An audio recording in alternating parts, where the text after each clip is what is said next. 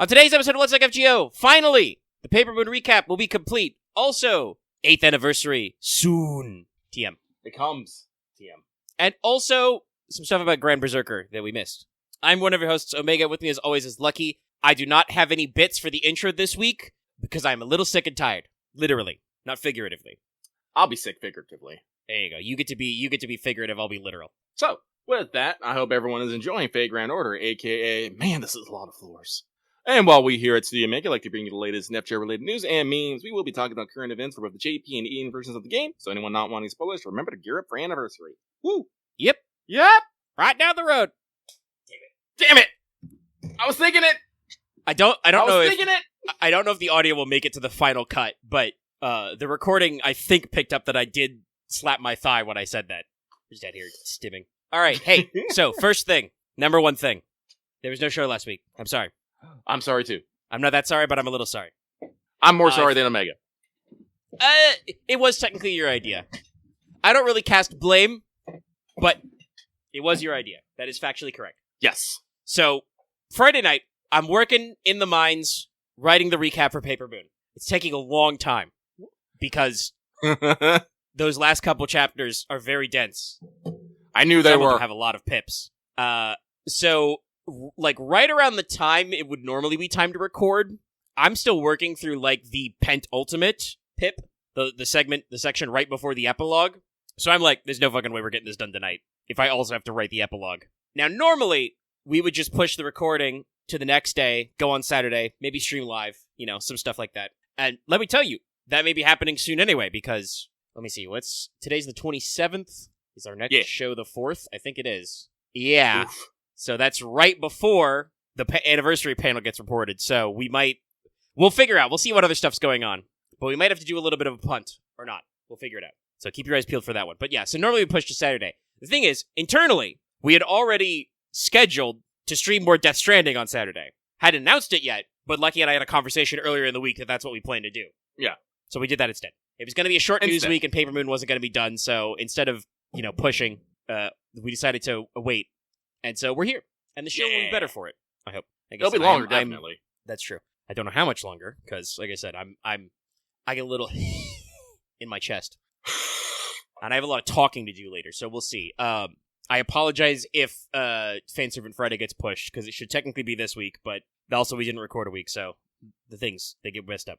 But I 100% want to make sure we get the Paper Moon thing done this week. Not just because I wrote all that stuff, but also because I feel committed to finishing it. If you're curious, by the way, I wrote my summary of the epilogue today. That's right, I literally left it for an entire week. But this wonderful, beautiful show we are recording is brought to you by our lovely patrons. More on them later, but patrons can get access to the audio recording of the show, a feed on our Patreon for very little, $1 a month. And several of them, our higher level patrons, are listening right now. So if you ever wondered who we're talking to them. Join the conversation. Support us on Patreon. Now, let's check in. Oh, excuse me. My sinus is a little. Let's check in with everybody's favorite Kohai, Mesh. Senpai, 起きてください. Because it is time for Wake the Fuck Up Senpai Represent for pro tips. I'm gonna be honest, this pro tip is here mostly just because I try to have a pro tip every week-ish. And I don't have a great one. But, since we did discuss it, this is where I officially put my note. The anniversary panel is the 5th. Everybody be ready? Be ready. Your There's wallet. quite a lot of things. Actually, I need to go look at the GSSR again. Your wallet will be accessed. Yeah. Yeah, make sure to somebody make sure to dump some links, because I'm sure we have mailbag questions about that later. I'm 100% factually sure. Yeah. But I'll have other fun facts later about like specific dates and times for things, because as usual, anniversary is a little funny, and I just know some of you are going to be out here in the Discord asking, why can't I do this? When can we do that? I got a little bit of that later, but number 5 is going to be the big one. And we don't have anything written down from records or evils. Probably should have something. I think we both did get the grail from Mystic Eyes. Yeah, but that's still just, there's still a lot of floors after, yeah. Yeah, no, like I'm trying to work it on the side here, but it's gonna be a while. I think I'm only at like 150, like 100, 115. Yeah, 115, not 100, 115. That's 1,115. You fool! Numerals. It's rough, especially because there's.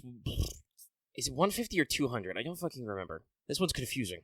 Is it like 20, 30, 50, and then 100? So it's 200? It is 200, yeah. I mean, I don't know that it becomes more doable. Some of these class combos are very annoying. See, I don't have any... Reading is no struggle for me. That's easy. That's speed time. It's the... Oh shit, Avengers.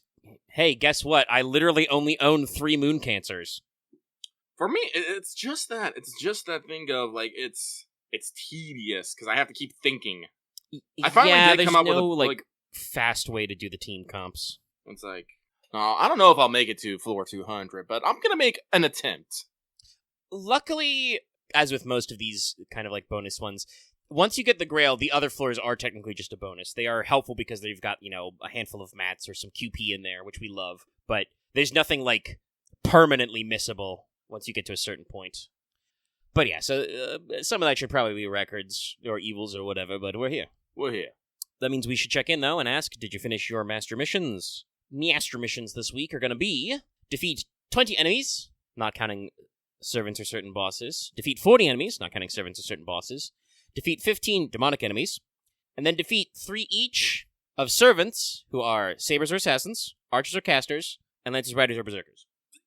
Now, notably, only the bottom half of these can you accomplish in the event if you're not done already. There's only servants in the foot event. It's probably why there's so many floors of them. This means that if you are catching up with the event, you have to make sure to probably spend some pods. I don't know if just spending 3 storm pods will be enough to get you 40 enemies. But, if you do it over the week, you can catch up.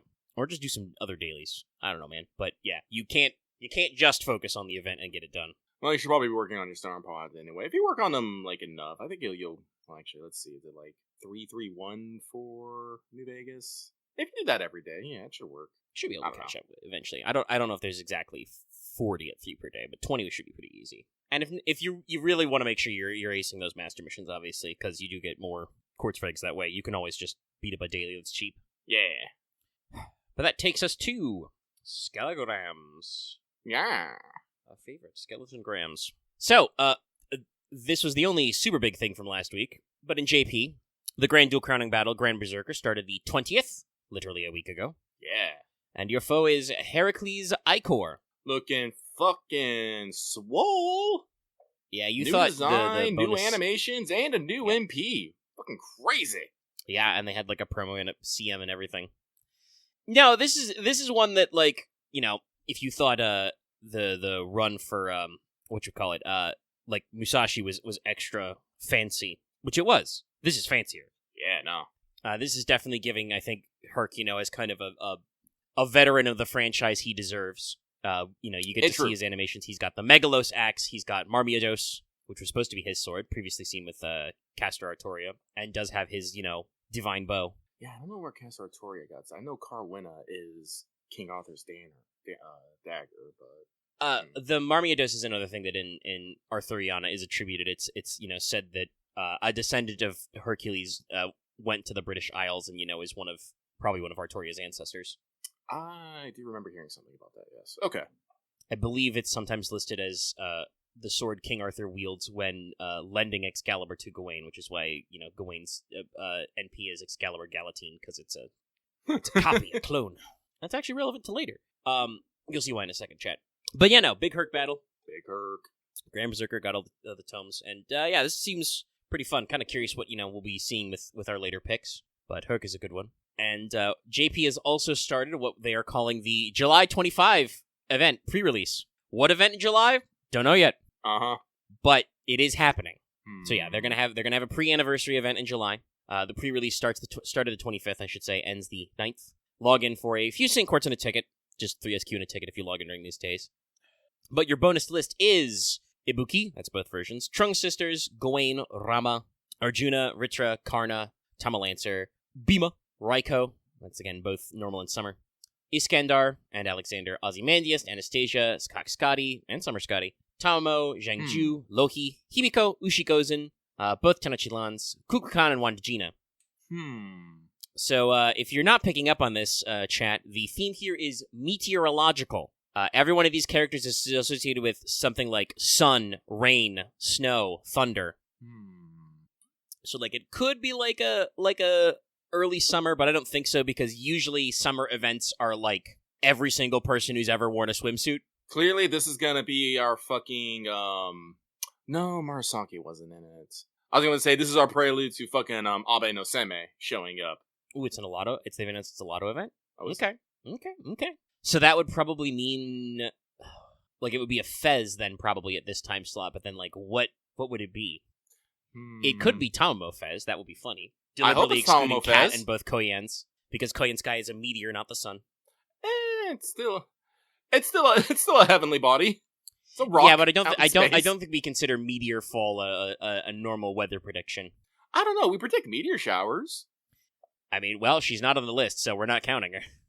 Coin guy's getting screwed here. How dare? Oh, sorry, I went to go rub my face and I slapped my pop filter. It did a 6 spin. Some people have been thinking. I've thought that myself. Yeah, Zeus could be. We'll see. I mean, it's a Fez event, so there's no guarantee there's a new servant anyway. Well, we will see. We'll it's see. fun to speculate, but I'll try not to get too wild with it. But everybody on this list gets the double suck chance. They have half AP on rank ups and interludes. They get 20% bond. All the usual stuff. Your summon banners are going to be an Arjuna Rama, Himiko, Ushigozan, and Summer Scotty. So, having I do hope it's Tamamo Fest. having a wide variety of fun times. But that moves us over to the English version. English Global. Grand Order 2025 8th Anniversary pre-release campaign starting the 26th, going until the 17th. So a very long period for this. First of all, log in on specific days to get rewards like EXP, QP, and Teapots. So this is not a cumulative or streak-based additive. It's just if you log in during X day, you get a Y reward. So make sure you log on the last day for the Teapot. You can go for the QP days. And if you're very curious, you can get those EXP days, for sure. And obviously, you do want to streak up, so you probably want to log in every day, but it is timing-based. So, Memorial Quests begin the 2nd. The CE exchange period doesn't start until the 4th. And also, depending on when they mean by the 4th, that might actually be the 5th, because it might be like the time, the daily reset while it's still the 4th in Pacific time. They don't always put the exact, timestamp on these. But yeah, so, the Memorial Quests won't begin for a little bit, and then you have to wait a couple of days after that before you can actually start exchanging the promotional CEs. The Max Damage Trial Quest will start on the 3rd. During this time period, we've got double start dash and some extra returning master bonuses. All the usual stuff we do around an anniversary. If you log in specifically on the 26th, you get 30 SQ to celebrate the Appiversary. Yeah. Which is always very fun, yes. Yes, very fun. Free. Gimme quartz. To celebrate this period, we have Moriarty and Writer Da Vinci banners. We've got a social media campaign going on right now for 20 Saint Quartz, which I've already heard many people being like, all right, let's go. Spread that news. Spread it. But, sorry, once again. Can you get a little snug on there, pop filter? Sorry, I tapped it with my nose and it did another spin. Guess it's just a sign of me lacking my normal situational awareness. Anyway, the AX panel is to celebrate the anniversary. Aniplex X FGO 8th is on the 5th, as we previously established. They will have a booth on all days at AX, and there will be several other panels going on. So, yes, expect your big news July 4th weekend, as usual, at AX, getting all your goodies. All the goodies. Also, they've announced the next volume of the OST is going to come out soon. Yeah. Space Rush is on the cover. Yeah. Got a Mori Shizuki art. But yes, I think that about sums up the news. There have obviously been a few, like the remaining Mystic Symphony banners that have procced, though I did warn everybody ahead of time when we did the pregame. We had a little story clear campaign. Hope everybody enjoyed that, but that's full now. And so that's the news. Mm-hmm. That is the news. All right, then. That means that it is time for this week's Let's Talk FGO Mailbag, the segment where we read what you have to say and comment accordingly. So, before we actually get started with numbers stuff, Lucky has to apologize, because Lucky forgot that we didn't do a show last week and deleted the mailbag in order to put up the new one. It's something I do. I don't like, keeping things around forever. I like keeping things at least somewhat organized, so I usually delete old mailbags after they're done. I forgot. I lost all the questions last week. That is my bad. I will endeavor to do better in the future. But what's done is done, and this week we have... Is it one last refresh? 8 lovely submissions to get through, and we'll get through them all right meow. So, first one comes from Agent 13. This says, hello, Lucky Omega. First time, long time. What SRs are you trying to target for anniversary this next week? Have a great show and great vibes as always. Wah, wah, wah, wah, wah, wah, wah. Oh, let's see here. Well, let me Well, actually, quick question. Chat, does anyone have the GSSR for this year's anniversaries banners relatively handy? I know someone posted them, like, within the past month, and I looked at one and was like, that one's probably it, but I can't remember. Chat, summon the GSSR for me. Bring it to me upon a silver tray. Well, ain't you fancy? Sorry, I had to fight very hard not to immediately cough after doing that joke. Yeah, no, My also... chest is a little itchy. Stop reminding me about horse girls. I want to play Uma Musume, but I don't have time for Uma Musume. I really don't. At least it's on Steam, thank God. Yeah. Honestly, I saw two... Well, chat, I guess, furiously scrambles. I saw at least two good jokes about some recent games that launched and had Steam ports. Both of them were the so-called free thinkers joke, but it was just big lists of your Steam friend list. One of them was for Uma Musume, the other was for P5X. Both of which are very funny, but yes. Alright, yeah, so it's year and gender. Oh, boy, oh boy, oh boy, oh boy. Well, the Saberdusa, Durga, Johanna, and Tiamat banners. Real good, baby. And... Boy, this is a tough one. Previously, I was thinking about going for the one you just mentioned. Tiamat, Johanna, Durga, Saber Medusa. Because I wouldn't say no to NP2 on my Tiamat or my Saberdusa. And obviously Durga and Johanna are misses. But that last one for males, not the one above that one's also tempting, but I do have an NP1 Charlie and Lancer Ryoma, so trying to fish for Oberon is tough. But that last one, I didn't get Kirie Ortez, but I'm not like super excited about Takasugi. That is a new unit, but it's worth $15, It's a tough one. That would literally any of those would be a brand new unit. Yeah, no, I think I have to double down on the, what is it, on the 1, 2, 3, 4, 5, 6, 7, 8, 9, the 9th banner there? Just because I don't have a Saberdusa and I don't have a Johanna, and I could always use more NP of Durga and Tiamat. Everyone else, it's a little iffy. Like, I already got, I guess if I get an NP6 Summer Ibuki, that'd be enough so I can, do everything else. But at the same time, that's still, yeah. It's a little oof. Yeah, no, somebody in chat said it. What I'm probably going to do is I'm probably going to put Tez in my assassin slot for Destiny Order. Because, like, I'll try for Beast Draco, but, we'll figure it out. I'll probably do the normal GSSR first, because, like, if I whiff on Durga, I can always put her as Archer. I still need a Moriarty for my Archer, but I'd rather probably get more MP on Durga, because she's probably gonna be my Grand Lancer if it's not gonna be Orion. Probably. Durga's a pretty good pick. She's, like, despite the fact that the Archer class is full of high attack stats, I'm pretty sure she shouts at the top. No, I think she actually has one of the highest attacks in the game, I think. Yeah, I believe she's in the top 10. Oh. Like I said, I've fired a couple rolls at Durga. Durga's cool, and her NP theme is very neat. Durga, FGO... Okay, she has the 4th highest attack. Yeah, I knew she was in top 10 somewhere. Yeah, along with King Protea, Bazette, Luhi, and Typhon. She does have the highest attack out of all archers, though. God. Sorry, it's just you said Luhi and Typhon at list, and I'm like, damn. KP does have turbo stonks, though, yes, if you didn't know. Yeah, KP's crazy. Because you'd think, oh, she's got so much attack. Well, what about her HP? Nope, that's not a problem either, Chief. We got a skill for that. Stonks! But yeah, so that's probably our GSSR picks. Yep. So with that, let us move on. Lucky Dib was a fool. He leaned back, so I had to, kind of hurt myself back up. This one comes from Monster Girl Aficionado, currently in Crafting and Gathering Hell. Dear Lucky Omega, what part of the 14 live letter and 7.3 are you most excited about? I am personally looking forward to the new MSQ and Alliance reign. Sending good vibes. Wah, wah, wah, wah, wah, wah, wah. And wish you well. Keep up the great work. P.S. Don't forget your PvP point ladder. Lucky's gonna forget his PvP point ladder. I'm telling you this now. It's gonna be like a week before 7.3 drops, and I'm just gonna be like, fuck. We gotta lock in. We've gotta grind conflict, which is a shame too, because obviously the series is gonna end at the patch, but one of the things, it's not my favorite, but one of the things I think is cute about the new patch is they're gonna let you queue for duos in Crystalline Conflict. Yeah. You'll be able to queue with a party of 2, which is, like, fun. I was better than a party of none. Yeah, I think they phrased it in the live letter of, like, in case you're, like, shy or scared, you can grab a friend. It's like, I like the idea, but also I asked, Yoshi P, why can't I just grab all my friends and go? That, I think, for Crystalline Conflict, they're just worried about everybody, forming a 5-man pre-mat and just stomping randos. I think Crystal Conflict is supposed to be a little more casual than that.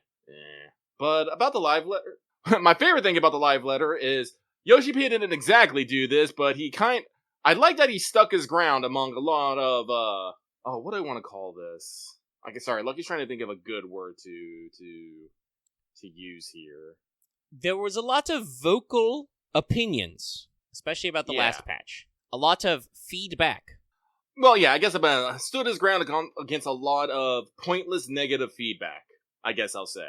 I was able to actually stay up during the live letter, and even though most of it was in Japanese, a lot of the slides also had English on them, and you could kind of follow what was going along. There's a lot of criticism about Cult Crescent and Cosmic Exploration, and while Yoshi P did, sit down and be like, yes, we do need to approve on this, there was also several points he was just all like, no, this is working as intended in the discussion. He said it much nicer than that. Yeah, but I know, even, Dallas, who's just got back into 14, said that, he saw the live letter and was like, I don't speak Japanese, but I can tell, the difference between him responding to genuine feedback and him responding to just, people bitching on the internet. No. Fine language is important. Yeah, no, so, it was good. I do kind of find it interesting, but I also think it's not wrong. He talked about how that, he does think that the 14 team has gotten a little, complacent with patches lately, because they're talking about, there's been more bugs than usual and having to go for more all-worlds maintenance, which I don't think he's wrong. That has actually, I've noticed the announcements have been hitting more. It's true. Constant dealing with DDoS attacks and whatnot. And some people are trying to say, Yoshi P's trying to say they're a small indie studio, and it's like, no, the problem is the opposite. They're a really big studio, and they're only continuing to grow. Hell, and they still need actually more people. And, if people don't understand, the more working parts anything has, while, you can generally do, bigger and better things, that also means more points of failure that could happen. More points of miscommunication, more points of bugs, errors, just things misunderstood. The whole pipeline can get super fucked. But people generally don't care about that. People just see the end product and be all like, no, I don't like this. I want it better. Why can't you do it better? And they bitch endlessly, and it pisses me off. So I am quite happy to see Yoshi P and be like, guys, I understand we're not doing our best, but also, some of y'all need to shut up. I wish he actually said it like that, but... And I do like that when talked, people asked, oh, why was there no, Savage version of Fork Tower? And he's like, oh, it was due to cost. We didn't have the budget for it. And he phrased it as, it doesn't matter, and it's not supposed to be an excuse to players, but it's just what the fact was. And they're going to have both difficulty versions in later blocks of Occult Crescent. And some people are like, oh my god, some people take it as like, oh, this is their cash cow, but Square doesn't, give them unlimited budget. And it's like, yeah, no, that's not how corporate works. If 14 is generating an excessive profit, which I believe Square has said that, yes, 14 is one of their more profitable departments, that money goes back into Creative Studio 3, who are doing things like making and porting still, because the Xbox port just came out, Final Fantasy 16. I think Yoshi P has also said in a different interview, or maybe it was at the end of this, they're talking with Nintendo about if they can fucking fit 16 on the Switch too, I think? Yeah. Yeah, so they're still actively porting 16. They are developing the Evilise Chronicles, the remake of FF Tactics, which is a remake because in other interviews, Square said, yeah, we lost the fucking source code, guys. We had to rebuild that shit from the ground up. Oops. No, actually, from what I understood, they actually took several copies of the original PlayStation version, the PSP version, and the mobile version, and they're like, all right, we have to tear this apart and find what we need inside of it. Yeah, and then start from there. So but no, the studio is busy, but also if they have overhead, that goes back to Square corporate and then gets rebudgeted down.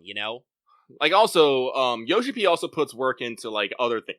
Remember, he was the one who helped, Mistwalker, Hiraguchi Studio, port, Fantasia Neo Dimension.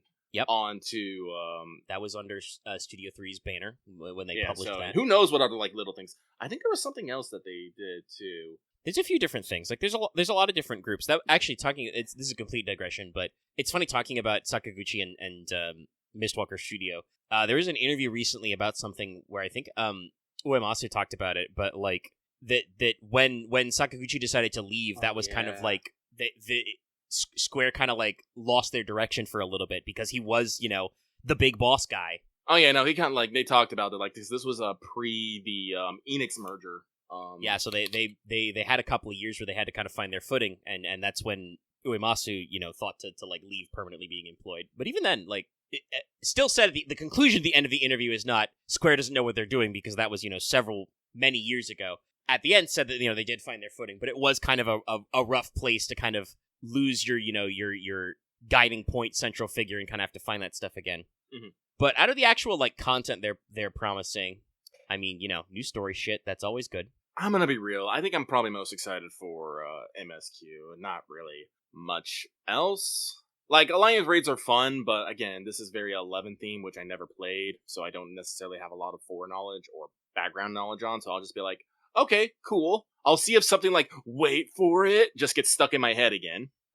Yeah, there's always interesting things to see, but I don't know a lot about it, so I'm here for the promise of tomorrow, because this is supposed to be the climax of Dawn Trail. The ongoing story will be resolved. And it looks like we're going up, and we're leading up to that, so no, I'm happy. And then that means we start working on whatever comes next, and I am hoping that because, we're not in Endwalker, and everything was kind of resolved in the MSQ, so we kind of have to find something else to fill the time, we will have a much better transition.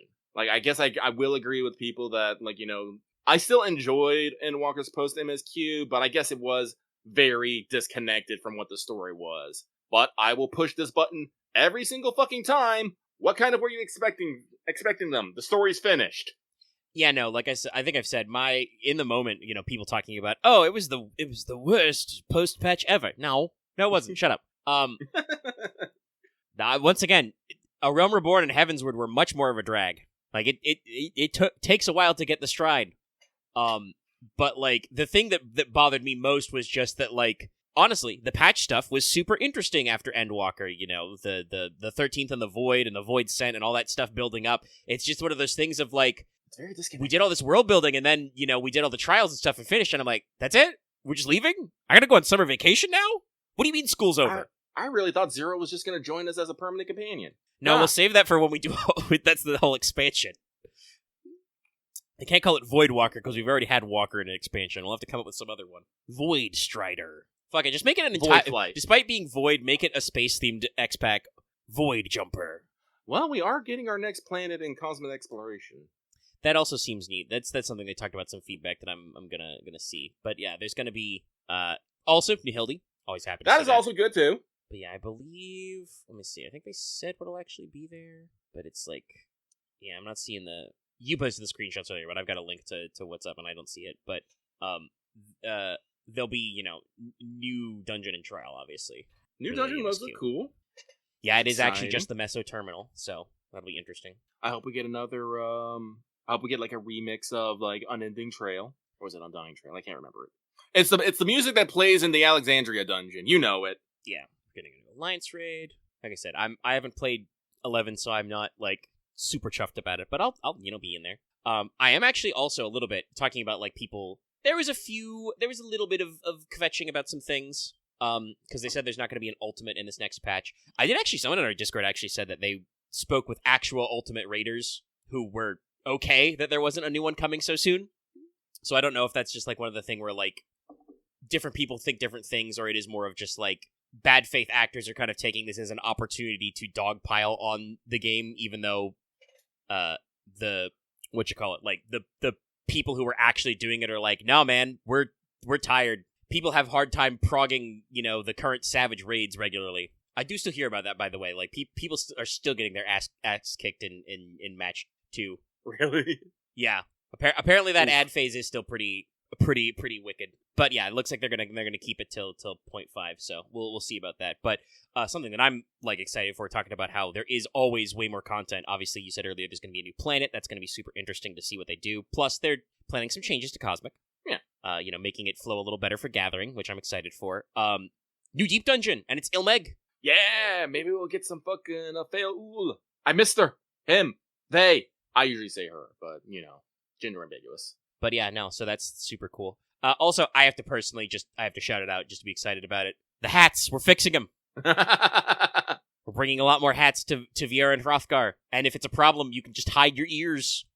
And they showcase this with like the example of like, you know, just Hrothgar's wearing normal hats because it doesn't actually fuck their shit up that much. But for Viera, they've got like the pajama hat, and it's just your ears just phase through, and then shows what the hiding is like. And I'm just like, yeah, no fucking care, man. I'll stick my ears through the pajama hat.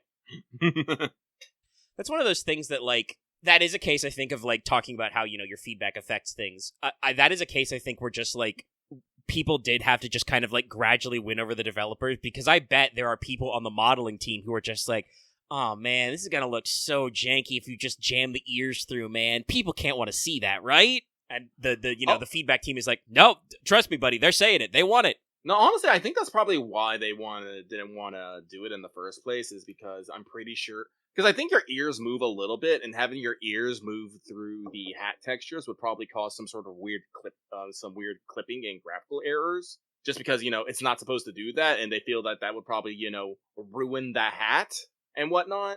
But so they've probably worked with some workaround to, you know, soothe their constant. It's probably not them just literally jamming ears. I bet there is going to be some sort of interaction between the ear and a hat that people just don't see, that they've had to work on. Well, and I bet that's what the new, like, toggle is probably they had to, like, separate out Viera ears, like, as part of your model, so they're probably, like, they're, like, a different layer or something now, so that they are hideable, in addition to being, you know, punch-throughable. But yeah, no, 14's good. I said earlier, because I think it was in the pre-show, when I read this comment about the PvP ladder, and I'm like, shit, I need to work on my PvP. I've been trying to log in every day and do my dailies, earn my tomestones, my various currencies. No, I need to get back into it, but I've been busy playing other games. We might talk about them a little bit later. Let's see where my stamina and X is. But if we're talking about little disappointments, I am a little disappointed that we didn't get any Beastmaster news, but they did say that Beastmaster would probably be late in the cycle. I'm just hoping for some sort of hint and see maybe some systems. God damn, Kentucky kicked my ass. All right. Yeah, I bet that will be next patch will probably be the lead up. Yeah. But it's, like I said, other than like the story coming out and we'll finally get resolution on that, it's basically, you know, full ahead, all course as normal. It is what it is. I'll continue to put, you know, like maybe like 2 or 3 hours in every couple of days or something. And then once we get in, look who will be fucking in there for like a week, and then he'll vanish again. But with that, anything else we want to say about 14? I know that was in your topic for later. Yeah, I wrote that before the mailbag got posted, so we're good. Now that you solved one for me. I just wanted to mention again, in case people didn't catch it, but yeah, didn't stream 14 this week. We did still hang out and play 14. We cleared a bunch of the Eden Savage stuff off our Unsynced, bucket thank list. you. Yeah. You're damn right, Unsynced. That last fight still had hands. Actually, hell, the first one had hands. Titan kicked our ass off the block a couple of times. Literally. Actually, but no, yeah, we cleared that up. But my internet was being very strange, and that was the first day I started feeling a little sick. So I was just like, man, I'm too tired to stream. So yeah, we continue to poke EXs and stuff. I probably should make sure to dedicate some more of my time to the Occult Crescent grind, just to keep finishing leveling my thing, because they did say that they are going to implement a party finder or raid finder type thing for Fork Tower. They're not sure what the UI is going to look like yet, but they have realized that it is a little too hard for people to get in. It's true. It's my complaint. Well, lucky I believe is because people don't have necessarily, you know, guides and fucking acronyms of their strats that they want to use, and not everyone has their fucking +1 gear ready to go, so everyone's just waiting for that to happen before it actually starts going. Lucky's been trying to get into Fork Towers, but I've been literally unable to get into a pug group, and the Discord I joined to try and, you know, find a group, every time I try to get a group, they're already filled with the people who are no-lifing the fucking Fork Tower dungeons. I'm just like, son of a bitch, guys. I guess it's just that kind of thing where it's like, they're so busy no-lifing it, none of them have the time or the inclination to carry the flame back like Prometheus, you know, and be like, hello, general public, here's how you fork tower! It upsets me a little bit. Or like a community, man, you gotta go through the what you call it? You gotta go through the motions. Anyway. So, on to the next one. This next one comes from the 100 Hour Man, who says, Dear Lucky and Omega, hope you're having a fantastic week. So my question for y'all is this week is, what are your guys' plans for rolling for the upcoming month? Specifically, what are you guys aiming for in the GSSR and Destiny Order? Keep on being awesome.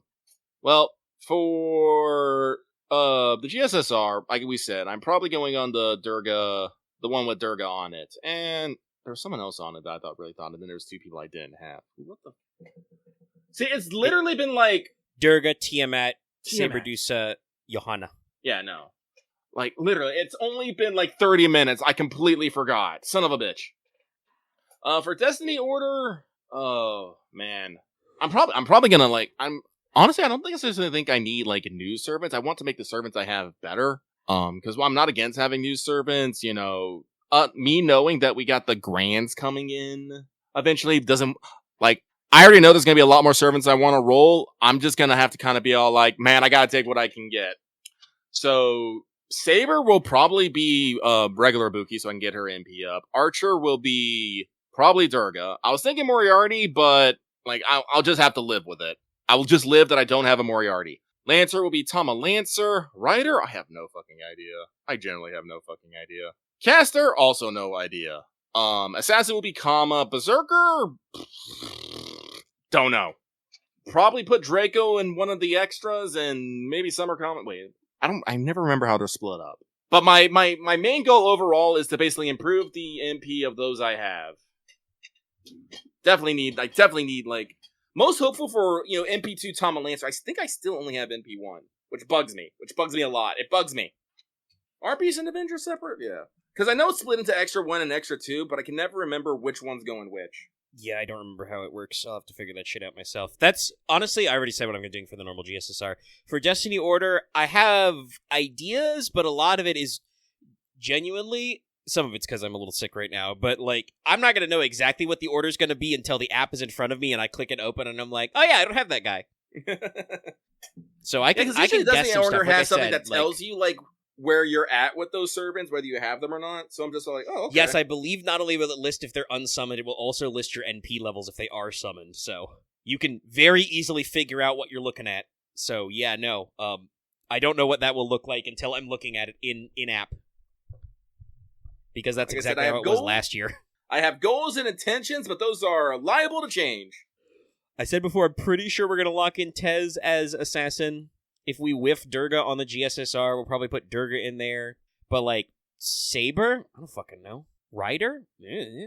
My rider pick for grants, the Grand class is gonna cause me some headaches, because I do not necessarily feel particularly strong about a lot of servants. There's some that I'm cool on, but that's like others I'm just like, but I haven't really put a lot of effort into them. I don't know why, but I don't use Rider a lot in my comps. It's weird. Like everyone, like almost everyone else, I have like a few good ones that I can go to. Rider, God, the way we're running, it might end up being Rider Kentucky, which is not a bad pick, I will say, but I think he's like one of my few fully developed writers. Yeah, I've got a couple of good writers. I think I did fix Writer Summer Murasaki though recently. Someone called me out on that, and I was like, oh, "You're right." But yeah, we will see. Of course, you know, once we hit like, actually, when will our summer be? Will that be like August? I forget. Probably be the August event, maybe late July. I hope it's August though. Oh. Because for anniversary, I'm only planning on getting, you know, MP1 of Ash. Like, I like her. I know she's a good unit, but fuck, man. I already have, like, 2 casters I am using full-time. Like, my Castoria and my Tamamo do not get a break. I mean, I wouldn't mind another offensive caster, and also Ash/Southern Oregon is cool. But, yeah, we'll see. We got stuff coming. Yeah. Luckily, as usual, it's anniversary, so you get a mega fuck ton of Saint Quartz. Thank you, mega fuck ton of Saint Quartz. I will use you gratefully. Thank you, Tucson. So, or as Nobunaga likes to say, you know, shouting Nissan. I wish he did that more. He only did that like at one panel, but it's like forever burned into my memory. So this next one comes from the Tired King finally catching all current Regis in their shiny form. You shiny hunters are mad.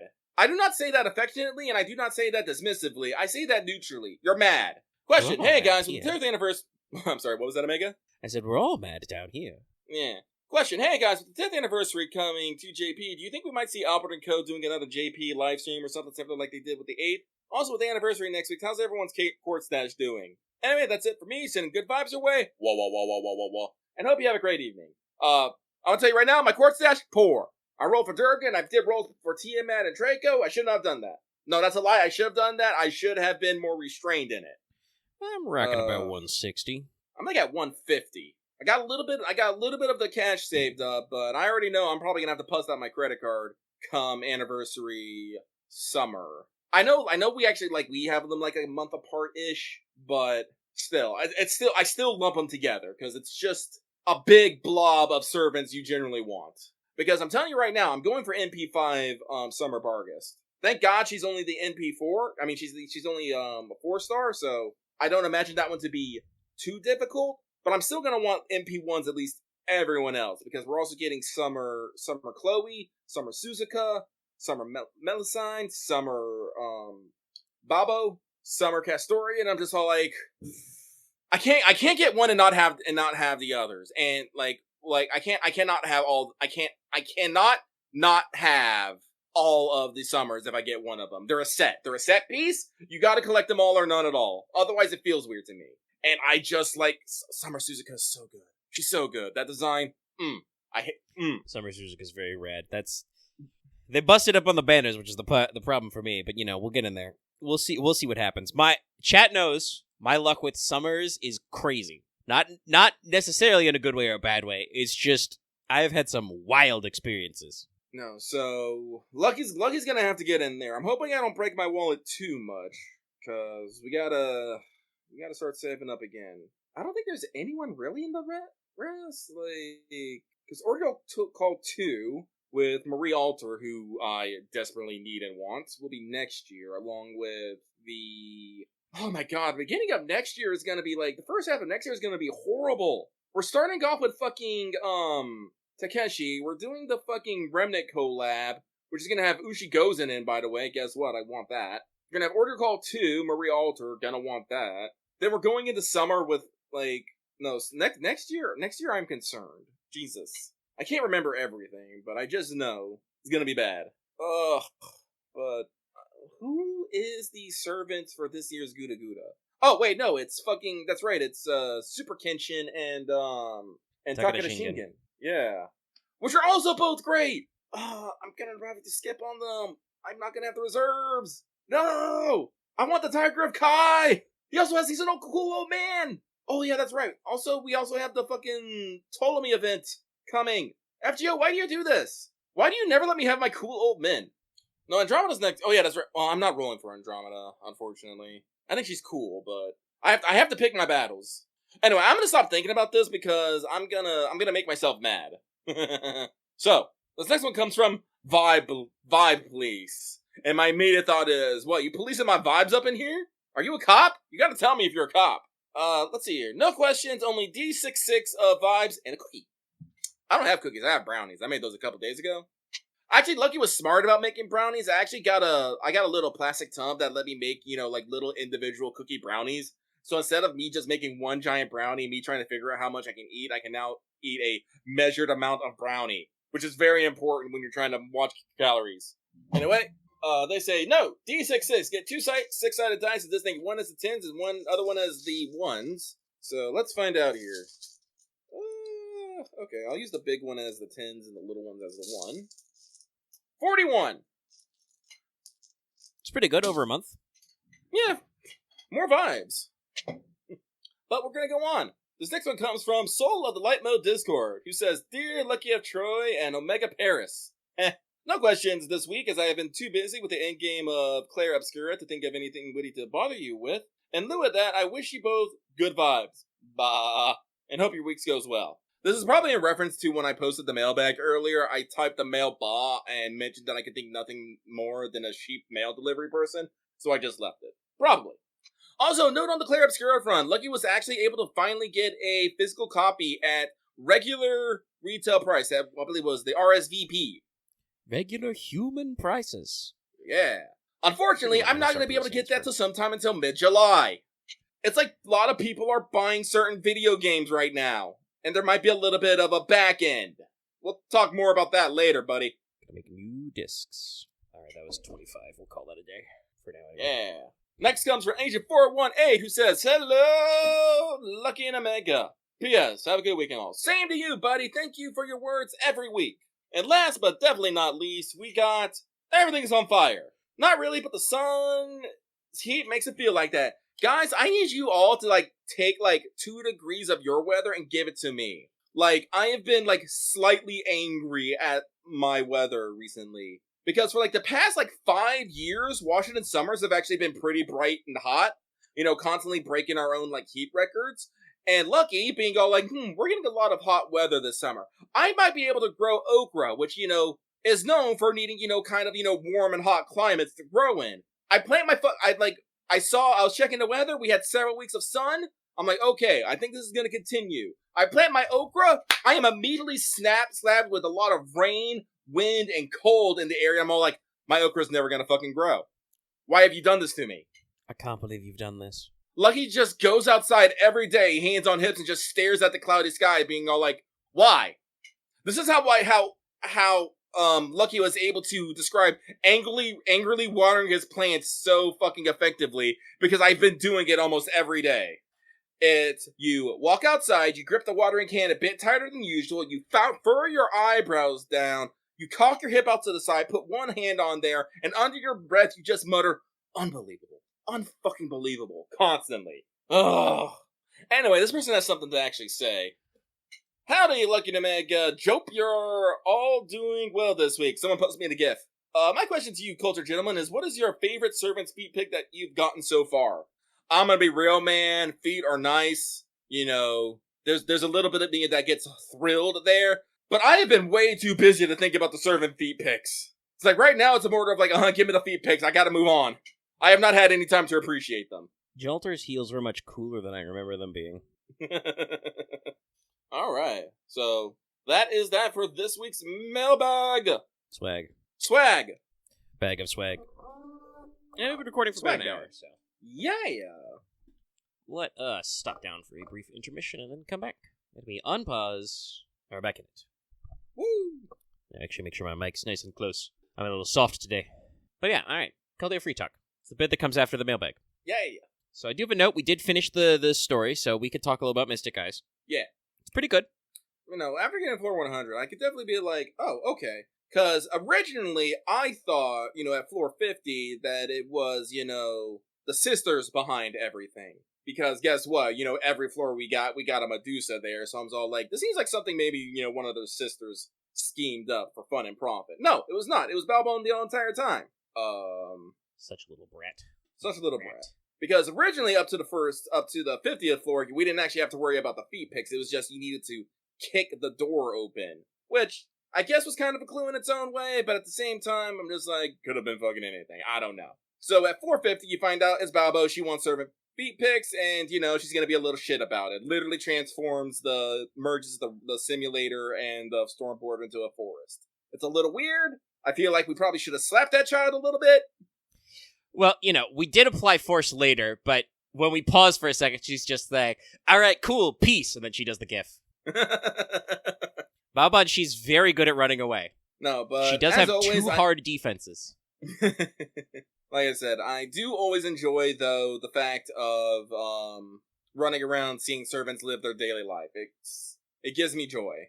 But getting to, you know, the actual tippy top, you know, we find out it's, you know, Balbon's there. She wants to make a damn doujin of shoes, which I guess is our big hint that, you know, we might be having service fest again. Yeah, foreshadowing. And, you know, she wants, you know, the master shoes in there, but you can't have the master shoes because, you know, taking the pictures of feet actually drains the recipients, and that's not good for the master, so we gotta fight now. Yeah, because Balbon, she made her Instamatic cameras to work with Medusa's Mystic Eyes petrification. I love how Da Vinci-chan says this shit is so ridiculous she loves it. It's such a convoluted way to get a thing done. And I do want to point out, this honestly probably shouldn't have worked, but Morgan, you know, with her great love for her daughter, you know, just slid in and fixed everything at the last second. Yeah, Baba's having a legendary crash out and just looks away for 1 second, and Morgan just quietly comes in, fixes it, and comes back, and Balbon's like, oh, I already fixed it. I'm a genius! Like, I do not like, oh god, I wish I had more Morgans in my fucking... Actually, maybe that's who I'll do for my Destiny Summon. I'll put Morgan in there. I can use more fucking Berserker Morgan. I don't need my fucking competition for Grand Berserker to be any worse, but God, I do love Morgan. No, it's good. There's a lot of little subtle stuff. And of course, it does end with the sisters being involved. Yeah, because at the end there, Saber Medusa, when she arrived to Chaldea, was gonna greet her sisters, but in classic Medusa fashion, she got a little shy about it, wanted to give a gift, and entered a verbal contract with Bao Shi by accident, which she kind of had to follow up there at the end. Well, she is a fairy. Yep. But it all pays off the end as Euryale and Setheno show up and basically be like, "You silly dumb Medusa, come here so we can slap some sense into you." And honestly, I do like Setheno and Euryale in this situation, because while they are still the teasing bratty goddesses, you still get the impression that they care for their Medusas, just in their teasing bratty way. And we also do get a very lovely outfit change for them. And thinking about it, like, I saw them in that image, I'm like, man, Setheno and Euryale should have been like our first twin servant in game. I feel like we may have done a disservice by making them separate units. Honestly, if we did this over again, probably yeah, because they don't make sense as like separate. They're already literally weak. Yeah. And I've talked about this before, like I talked about it a lot as well in the one that I did for Medusa. The Gorgons being a triplicate is just kind of like a trope. It's usually remembered, but nobody really seems to know why, because Stheno and Euryale aren't important in the narrative. They're just kind of like background fluff. It's like, yes, the three Gorgon sisters, Stheno, Euryale, Medusa, and the nastiest one of them all was Medusa, sort of a thing, They don't really do much. No, so I definitely feel like they should have been a twin servant duo, and I think I don't know if necessarily they would have what they done with their kit, but they may could have done something. I don't know. But no, seeing them in their like matching outfit, the matching modern outfits, I was like, yeah, nah. Spile of Stheno. Mm-hmm. Spile of Stheno should have been a fucking skill, or like a pop skill we can use that can just stun somebody. Well, yeah, no, I mean that's why Stheno is unfortunately a terribly utilized assassin, because her NP is single target non-damaging. It's just, if he dies, he dies. Euryale has always been a great unit. Which is also funny in this because, she literally sidles up and she's like, "Oh, what spirit origin is this, Medusa?" "Oh, Saber." "Okay." Cracks nuts. Coxbow. "I got this." And then, you go through this whole fight and Balbot is just like, "What's wrong with you people? Why am I being bullied? I just wanted shoes, damn it."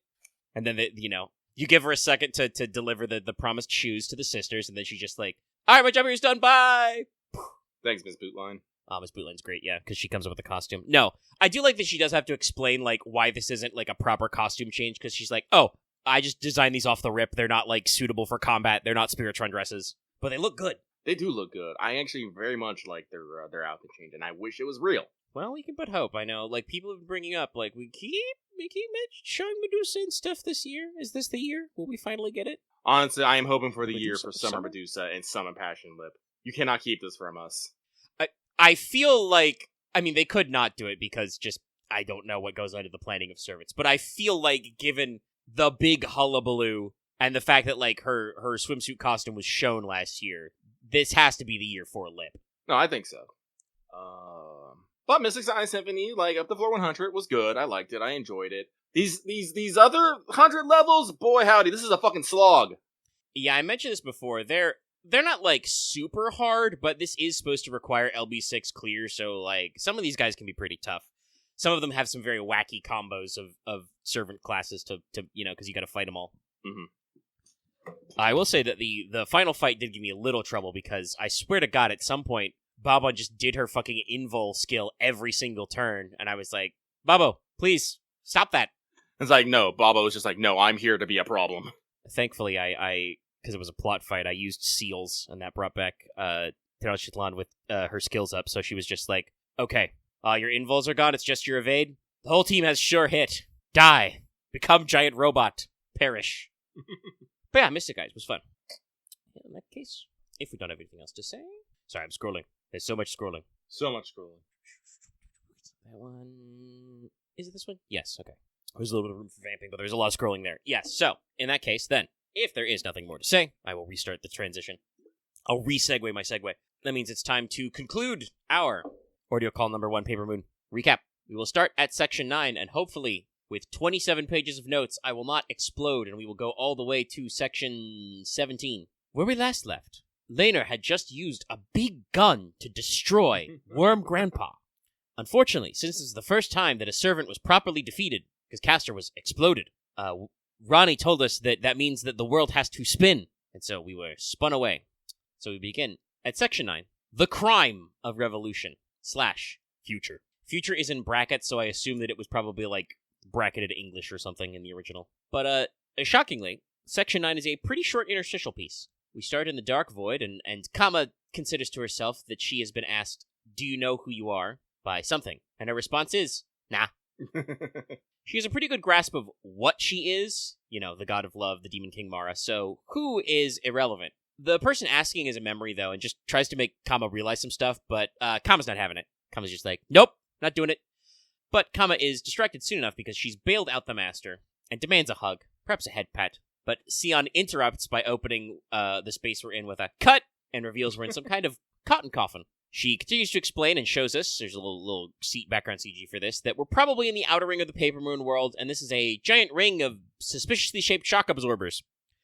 I don't think we ever actually explain why the shock absorbers are shaped this way. No.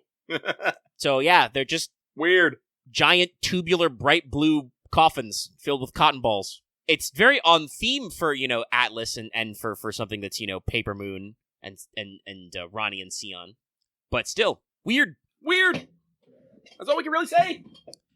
But anyway, the reason why we were flung here is because of the progress of the Holy Grail War involves physically integrating the different AI domains, so there's just some kind of safety feature because we have to spin.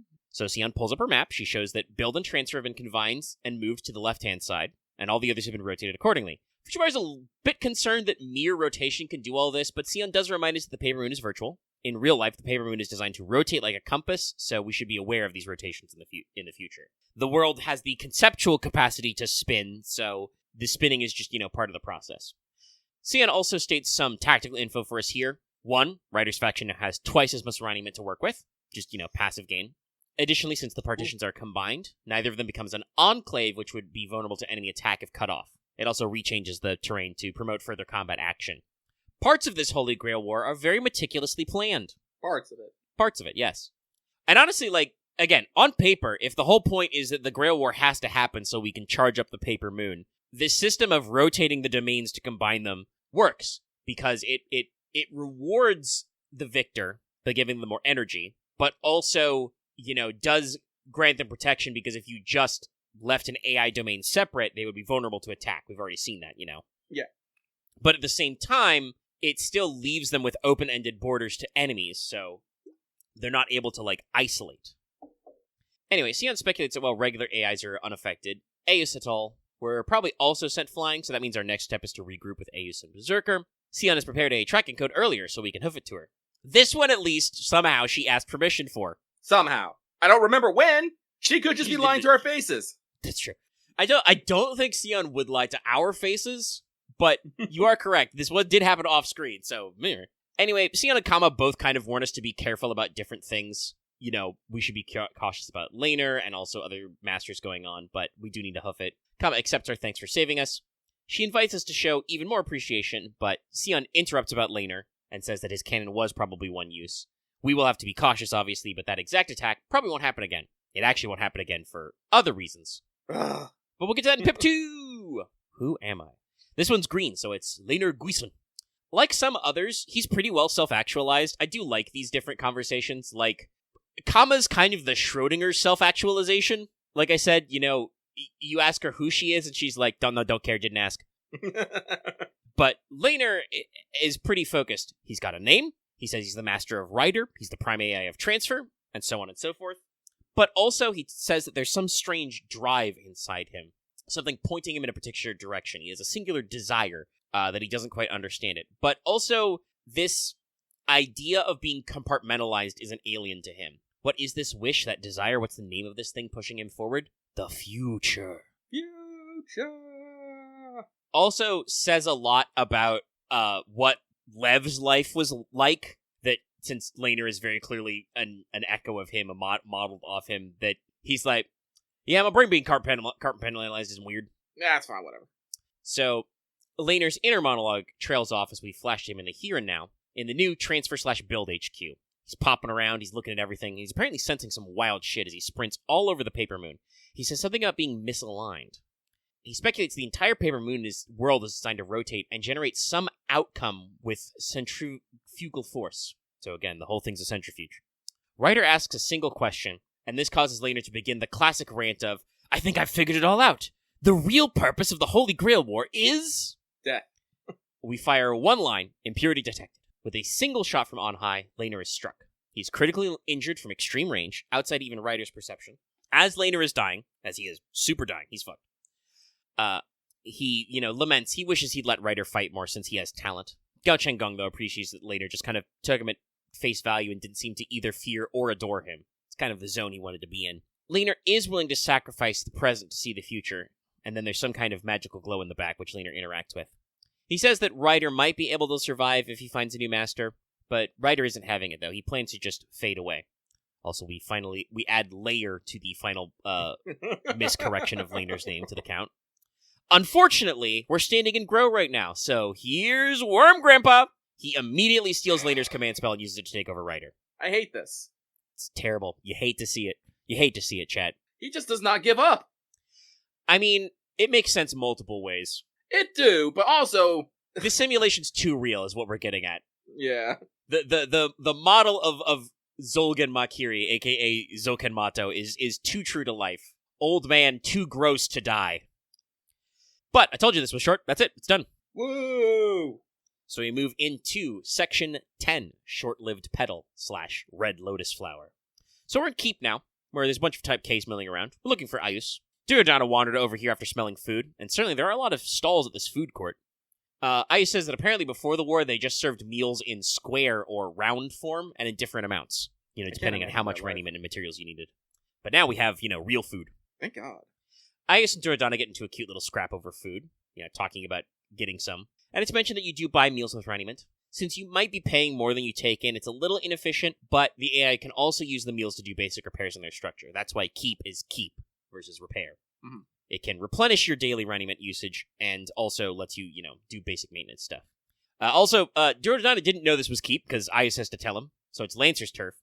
So we decide that we need to scoot before we start a fight. Fat chance. But Kama notices the ratio of AI is a little unusual here. And for the third time, Worm Grandpa gets a single question mark text box before revealing himself.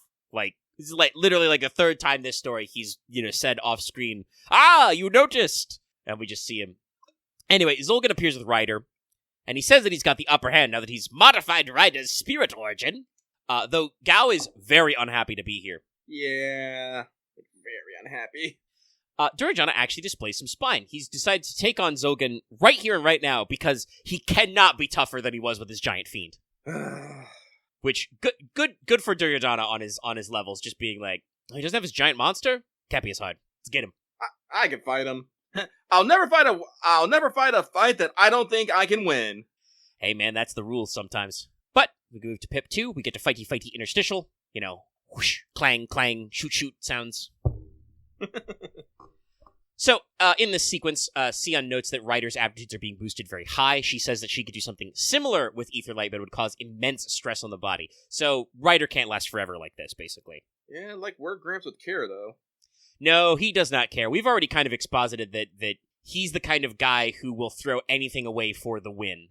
But it is at least something that to our characters is supposed to be a note of we can just keep pressing because he can't... Ryder is tough, but he can't maintain this level of toughness indefinitely. As opposed to, the giant abomination, the super large Chthonian was arguably self-sustaining. But yeah, Bima and Seriero actually show up. Bima and Duryodhana trade a few barbs, but Bima's pretty focused on Makiri because he wants to get back to cooking, man. He's wearing his Kiss the Cook apron. Or would Bima wear an apron that says, don't kiss the cook? I've seen both. Anyway, the old man has a few bones to pick from young man mode. Good. Sorry, I'm sorry. I'm just nah, Bima fucks. He probably wear the fucking Kiss the Cook. He wear Kiss the Cook.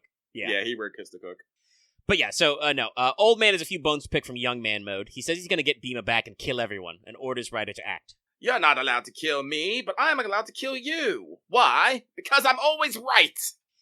Yeah, it's funny that, like, I think it is supposed to be an echo of the pride he had that he said he threw away in his young man mode, because he's like, oh, you backstabbed me like a little bitch, didn't you, big boy? And I'm like, how is what you're about to do not underhanded, not a bitch move? You're gonna do a terror attack.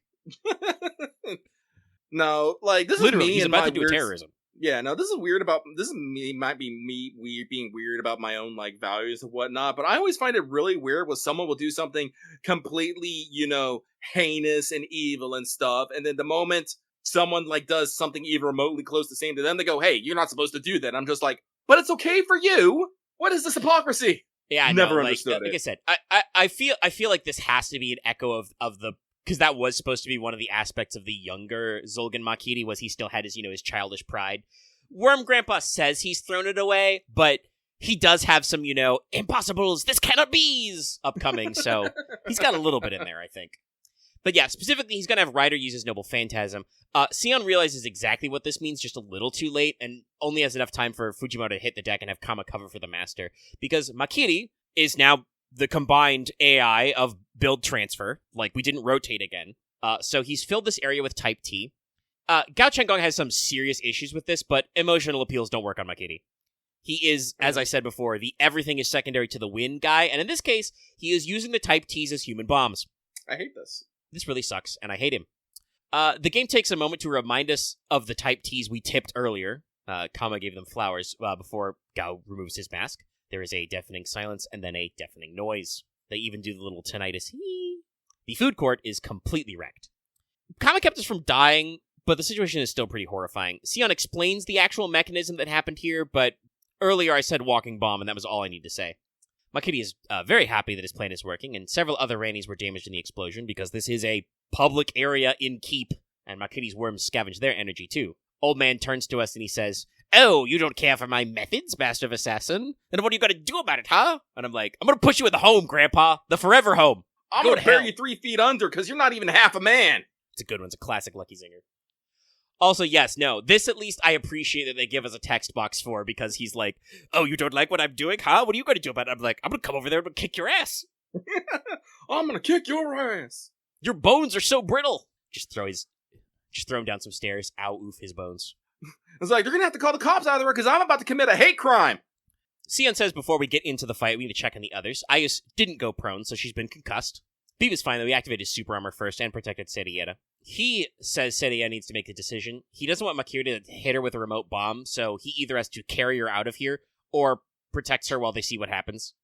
Duradana absolutely calls out Beamer for being kind of a putz in this moment, because he's like, well, I'd like to stand here and cover for you, but, we can just get out of here. Beamer still has some bars, but he talks about, Duradana letting Karna do the fighting, which he did do sometimes, but Duradana does double down. Beamer's being weird. And since, Duryodhana was his biggest rival, he kind of had some respect for Bhima for being, in his words, a battle-crazed buffoon. The guy who'd be willing to flee with his master seems like an alien compared to that. I'm probably gonna do a lot of digs at Duryodhana here, because, like, the more I reread it, the more I generally say, no, I don't actually like this guy. But, like, again, having respect for a guy that you probably like being a battle-crazed buffoon, probably because you thought it was easier to fucking trick him in some underhanded method. Like, I don't know, man. I don't think I want fucking respect from Duryodhana. Well, he's an alter ego in this, so I think his viewpoint comes across skewed, but I'll talk about a couple of points. I think this is actually kind of the complexity that's very cool in the Mahabharata. Duryodhana and his faction are very famous for some underhanded moves, some of which he gets talked into by others, but also, like, other than his relationship with the Pandavas, Duryodhana is, like, a model of a warrior caste. Like, when it comes to, like, warfare, when war is declared, he never does any dirty tricks. It's all upfront fights, even though he, like, loses every single duel with Bhima. And, he even has some level of humility. Obviously, we can say that he's friends with Karna because Karna's super strong, but also he respects Karna as an ally, despite the fact that Karna, is casteless. So, like, he has his moments, but is also clearly kind of a scumbag. And his reason for always saying his scumbag parts first, I think, are particular to what's going on in the story that we'll see soon, but not yet. No, like, honestly, I think, like, this is like it's kind of messing me up how like fucking Gwen's appearance in fucking Camelot did. It's like, I understand that he's not actually supposed to fully acting like his full self is, but it is completely like colored my perception of him. And unless I get some other form of him, it's gonna be really hard for me to separate this. Like, really hard. Unfortunately, they did reuse him immediately in Mystic Eyes. It was for a gag. Yeah, he went to go fight a 13-year-old or 9. I don't know how to remember. I don't remember how old. He's got Clinic's image of fucking Duro and the fucking hater blockers posting with Ellie in the background. It's so good though. I love it. Yeah, it's a good one.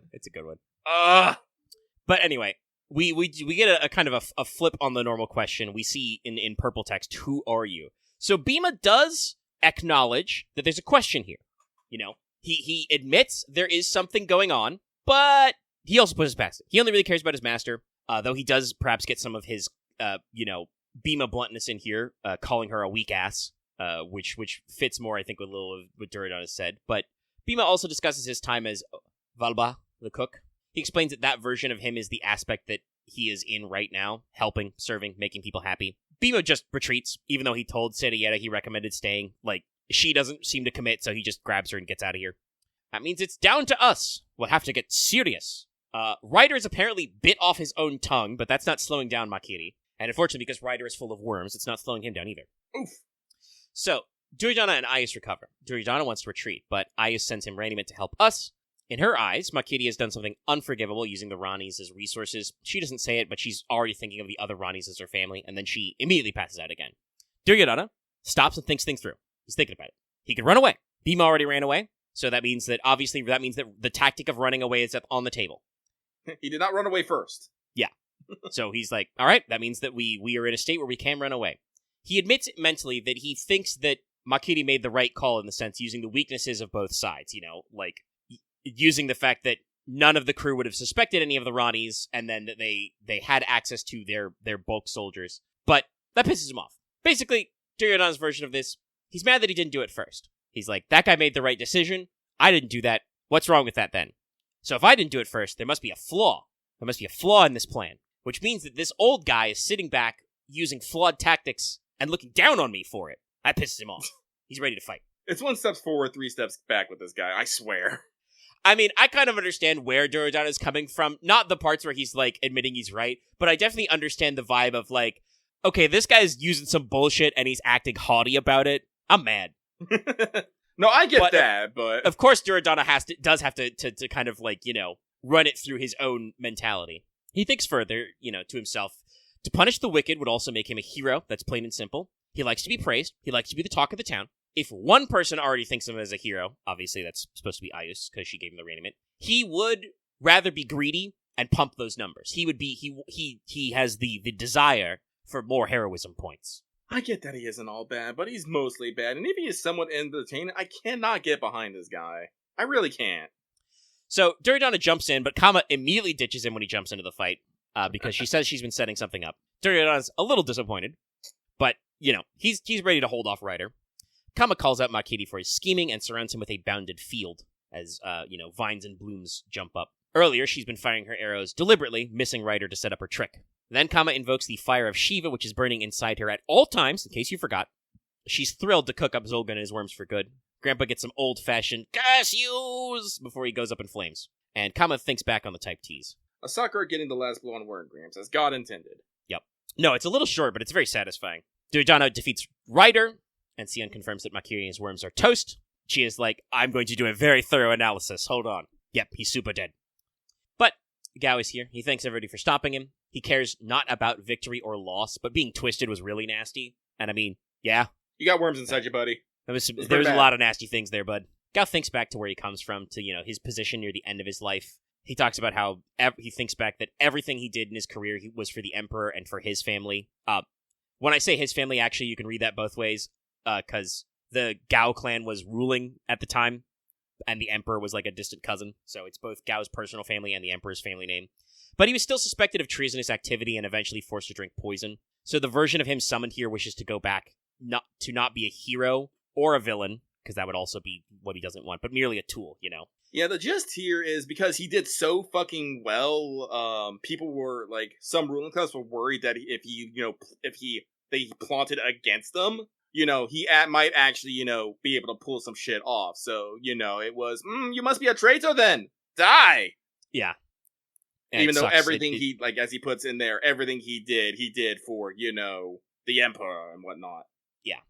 But we do need to know about Laner. So Ryder reports that he was killed from an extremely long range by a servant. This could only be the work of an archer. Ryder then disappears. Duryodhana is perplexed. Thanks to the standard information package download, the pamphlet he got, he knows that archer is a valid class, but he's never seen or heard of one here. Gasp. Who could have guessed? I know, right? Randy 12 calls us, not addressing everyone. She actually, dials up the intercom specifically to speak to us, and wants to talk about the ending battle. Well, Kama did kill Makiri. Ronnie thinks that servant matchup should have precedent. Also, if we counted as the victor, how would we get the AI authority? So this means that Ayus will inherit both build and transfer. I think this is completely Ronnie 12 being completely biased and not knowing what the fuck to do with a non-AI player in her little game. Yeah, I put that in the core note, but it's a good double down of just, It feels a little biased. I think Kama even says something about it. No, because, here's the thing. If we killed the servant, not the master, well, they already said they can reuse the master and, whatever thing. But if we kill the master and not the servant, well, then the prime AI is gone. Therefore, their things should get transferred. So, no, it's complete, I can just tell you right off the cup, no. You're literally bending the rules and breaking them for the benefit of your theatric production. It is mentioned earlier that if the servant is defeated but the master is not destroyed, that Ronnie can just use her authority to just take the Prime AI's AI authority. Mm. But definitely, if it was Makiri, we'd have to fucking run that guy down, Yeah. So, yeah. Anyway, that means it's time to spin again! Spin to win! You spin me right round. Anyway, this moves us to section 11, Cradle's Will / whoever. We return to the comfy coffin room. It's been 5 minutes and we're already back here again.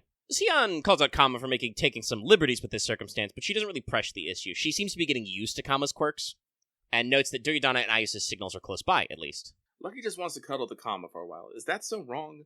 Well, maybe. We are, we did just get the big drop of, there's a secret servant out there that can kill us at any time. Yeah, I could use a hug then!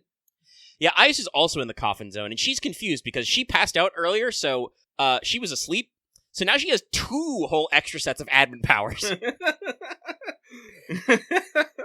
I love the way she reacts. She's like, what? Huh? What are all these functions? What the fuck? When did I get this? I appreciate that even as an AI, she can have such a wide range of emotions. It gives me joy. But we pull up the map again and now see that build, transfer, repair is a huge section of the ring. We start talking about our next move, and Sion is adamant that we go straight to defend and we ask about Archer. We clue in Ayus as well, because she was asleep for that part too. The crew seems pretty nonplussed about the Archer question, though, so first we need to figure out what Ayus' new underlings need and to recruit raiment. If we have to fight a whole nother servant, we need some extra energy. So, first, we check in with build. The type Bs were obviously misused by Caster's faction, so Ayus declares that she's changing things, starting by adopting the type Bs. She's just like, when I win, we'll all be family. Forget the win part, we're already family. The type Bs want to thank us too, so they do so by making us all chess pieces. The masters get Queen-Knight hybrids because that's the strongest. Rad. Sion comments that AIs and chess are a common mixture. The Rannys must know how to play chess to practice their computational skills. Is pretty common to build, chess-solving computers. Mm-hmm. The Rani also throws some subtle shade at Duryodhana. They give him a blocky piece with an inability to move. They talk about how your piece is completely unique. It cannot move. I love the Ronnie types so much. Please, Lysenko, give them to me. Ugh. Yeah, no, that'd be a great one. But we move to Pip 2. Now we're in transfer. We're swiftly accomplishing tasks, and, Ayus talks about how fast they can go. She might need a scooter herself. The type Ts throw some extra Runnyments since they were worried about making only one-way trips from then on. It's almost like building loyalty and unity is a helpful skill, and you can generate additional resources with effort. It's like slow but steady effort will eventually outpace get rich quick schemes. No, number go up. The Ronnie T's challenge everyone to a race. Duryodhana gets volunteered as the runner, but since it would be on foot versus their scooters, he talks about how he hates to lose a contest he can't win. But at sports betting, he could get in on that. Girls, we could have a whole industry here. Anyway, we fade from black and we move to pip 3, because yes, we are moving that swiftly. We're in a part of the story where we go fast. Speed! We finally get back to repair. We've cleared up tasks to the running R's. They supply a little extra energy to us so as not to be outdone. There's no place like home, after all. And we discuss what we're doing. Ias's plan is just to go to one of the other Master's doors, knock on it, and ask for a fight. This is certainly the most ethical Grail War strategy. But Sion still wants to head to defend first. We've already got one extra servant, so if we miscounted and Archer is out there, she's talking about one extra, by the way, with Assassin, but if we miscounted and Archer is still out there, that would be bad. Eyes being so straight up in this Grail War is refreshing, but also so weird considering we know how most Grail Wars go. Yeah, like I said, she's got she's developed the ethical Grail War strategy. I'm just gonna roll up to their hideout and fucking challenge them. Square up. But Sion tries to check if Lancer or Saber could also have done the attack. She thinks about it, But this leaves Duryodhana even more befuddled. The question of, would Lancer do it? He's like, he didn't think he would do it, but he probably could do it. But I don't know what's up with that guy. I imagine him just scratching his head as he says that, and Duryodhana just strolls off. He's not sure what to do about this what's going on with this Bima. So we move to pip 4. We're strolling towards defend. We're taking that Shadow Servants as we go. So this means that we can meet DX. This is important because as a prime AI, she's a likely master candidate. Honestly, if you knew the Halo Grail War's greatest hits, you probably have a better idea of what's going on. This really is the greatest hits. Sion, as usual, shows little regard for personal space and tries to hit her with the Aetherlight right away. She's apparently a big fan of ask forgiveness rather than permission. So instead, she asks DX to strip. To check for her command spells, obviously. Sometimes I don't think we give Sion enough shit for her antics. Yeah, I think it makes more sense later when she talks about how very explicitly this is supposed to be the childish version of her. But in the earlier phases of the story where she's insisting that nothing is different and there's nothing wrong with her, and she's definitely not shorter than Kama, we probably should have objected a little. DX is, of course, gorgeous, drawn by Bon, who did several craft distances and command codes, but no other characters so far as I can tell. Anyway, under her armor, DX is wearing a sci-fi swimsuit and does not seem to have a command spell. I do like that, Sion has to say, well, I can't be sure, but it looks like your inner garment isn't concealing a command spell. Kama joins the naysayers, but Sion is still not entirely convinced, but does think finding the Master is now a lower priority since it's not DX. Sion wants to press forward. She thinks that the next best person to ask would be Central, but a golden Cerberus interrupts us and we have to do battle. Gasp. The Cerberus disappears like a summoned familiar, that is, like a servant. Plays the sound and everything. DX is a call from the Defend network. Remember, AIs have an internal network to communicate. Demonic beasts are attacking every partition. Their source? Grow. And that's our cliffhanger for section 12. Sakura's dream. I hate love. So we get bright, pinkly purple text. Who am I? Medusa is ruminating on that question. She thinks it's a pretty foolish question to ask. She is a myth. She is an earth spirit, so her timeline, her memories, her fate are all vague. Myths can overlap. They can contradict. Something that fate plays with quite often. Mm-hmm. Only the through line remains. Monster. Anti-hero. No matter what shape she takes, she thinks she won't change. She also name-checks her other forms. She talks about her Avenger, Rider, and Lancer modes. The single was probably locked in with Mystic Eyes, Mystic Forest Symphony, and it was giggling to themselves as players wrote, when will we get her? Yeah, because she's full playable in this, so... Yeah. They must have had the plans for the banner already. It was like a month gap? Yeah. Anyway. What monster am I, she asks? Well, if there's a version linked to Pegasus, this is the version linked to Crysaor, he who wields the golden sword. That's literally what Crysaor means, by the way. It means guy with golden sword. Medusa calls him a monster, but like herself, Crysaor doesn't have a strong singular depiction. But this way she can access her lineage of demonic beasts, because if she's plugged into Crysaor, she's plugged into Echidna, etc. Medusa doesn't really mind that part. It's just how jumbled up her emotions and feelings are which causes her conflict. She feels, or is, younger like this, so she has emotions about Poseidon, about Athena, about the other Olympian gods, and she sums it up by saying that she hates love in all its forms. As a result, Medusa says that she hated Sakura when she was summoned. She tried to avoid her, she tried to keep her distance. She did this because she knew that if she let her guard down, she would love Sakura. Since Medusa hates love, this whole business is super stressful and conflicting for her. Medusa hating Sakura? It's as likely as a Shiro not helping Artoria, or a Herc not protecting Anelia. Yeah. No, I think I love the way she phrases it as like when she was summoned, she says, oh, I hated my master because I knew that if I tried to connect with her, I would love her, which would be kind of an antithesis to my entire reality, y'all. But despite all this, she swings her sword. She summons more demonic beasts. She admits out loud she loves Sakura, so there's nothing to be done. She cares more for her personal desires than her morals. Team Fujiwara sprints to the scene. Footsteps. We power slide on. Ayus questions Medusa, and while I don't think that Medusa was a fan of Castor, she does clarify that she only fought because Sakura willed it. Sakura, who is sleeping behind her. Ayus thinks Sakura is unwell, but Medusa stops her to confirm it. She just explains that Sakura is experiencing a drastic raniment shortage and may die soon. Ayus is willing to help her immediately. She is still repair at the core, so she's like, nope, need to get in there. But Medusa has obviously been working on this one for a while. We have been Yeetus twice, so she's got her plan in order. Sakura has been automatically feeding Medusa every bit of extra raniment she gets. Ayus gets it when Medusa describes this effect. Sakura's been like this since Castor's Thonian injured her. Her master-servant pipeline is damaged, so she has to send extra raniment to make up for the power loss, meaning she's being incredibly weakened by making Medusa go all out at multiple points. Sakura, of course, is just doing what she thought would protect her home, even ignoring chances to get Ayus to take a look at her. Sakura's will is to protect Grow, so she's willing to perish if that would be accomplished. I also wonder if Sakura might have been thinking that if she just expired without losing, she'd be rebuilt like Castor's master was. I assume there must be some sort of failsafe for that, especially since even if you gave Castor the credit for the kill on Sakura, he's gone now. Obviously, Medusa wouldn't be in for getting a brand new Sakura, but it could have been a thought, you know. But Medusa reminds us that Sakura used her command spell to order her to protect Grow if she feels like it's still affecting her, and protecting Grow is the same as protecting Sakura. So she's here. She'll consume every other AI if she has to. She'll gather all their raniment and return it to Sakura. Ayus is conflicted about this. You know, she is sure she doesn't want to fight Medusa on these terms, but also doesn't want the other AIs to be eaten. But Duryodhana locks in. He's in. The only thing you can know is your own desires.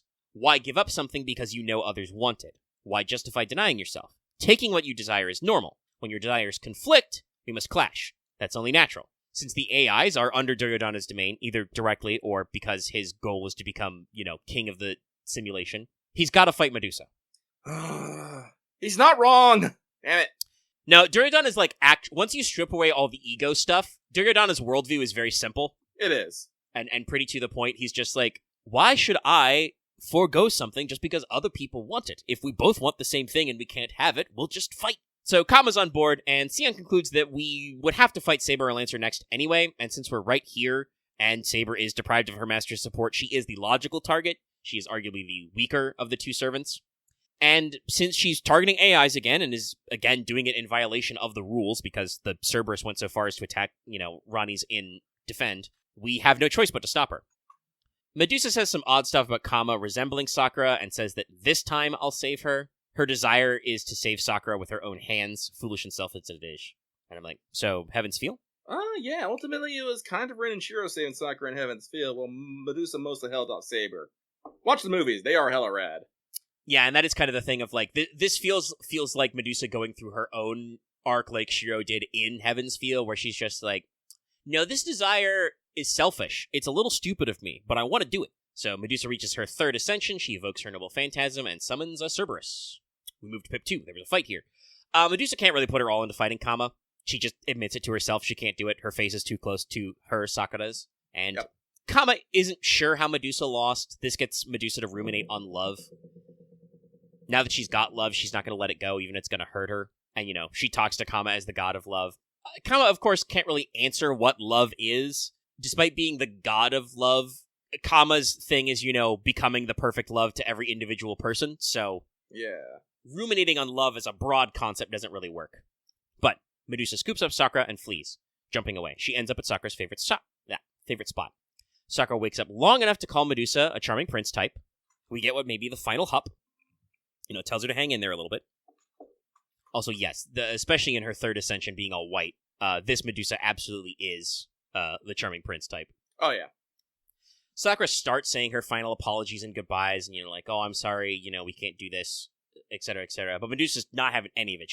No, I'm done with this shit. She says she'll run as far and as fast as she needs to. She believes that Sakura will still get her wish. She will run wherever she needs to go to reach where Sakura will live, even if she has to smash through the world to do it. She longs to shatter the false sky above them and escape.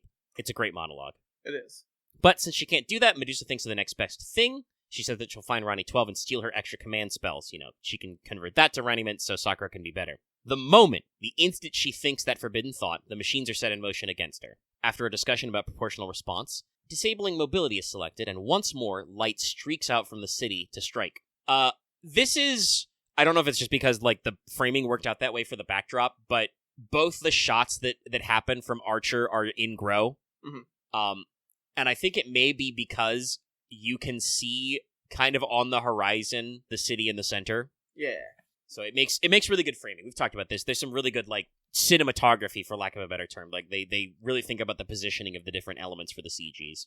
But Medusa is struck in the leg, limiting her movement. She instantly realizes this attack could have killed her. Disabling her movement was a deliberate choice, and this kind of meddling really nettles Medusa. She's very upset about this. But, while the foe is far enough away that Medusa can't see them, they must be able to perceive Medusa. Her mystic eyes were originally powerful enough to turn anyone who looked at her to stone. So if the attacker can see her, she's gonna punch him in the nose for it. We get a really cool cutscene effect. This is the classic way Medusa's eyes are animated, with like the energy flowing in veins kind of a thing. Mm-hmm.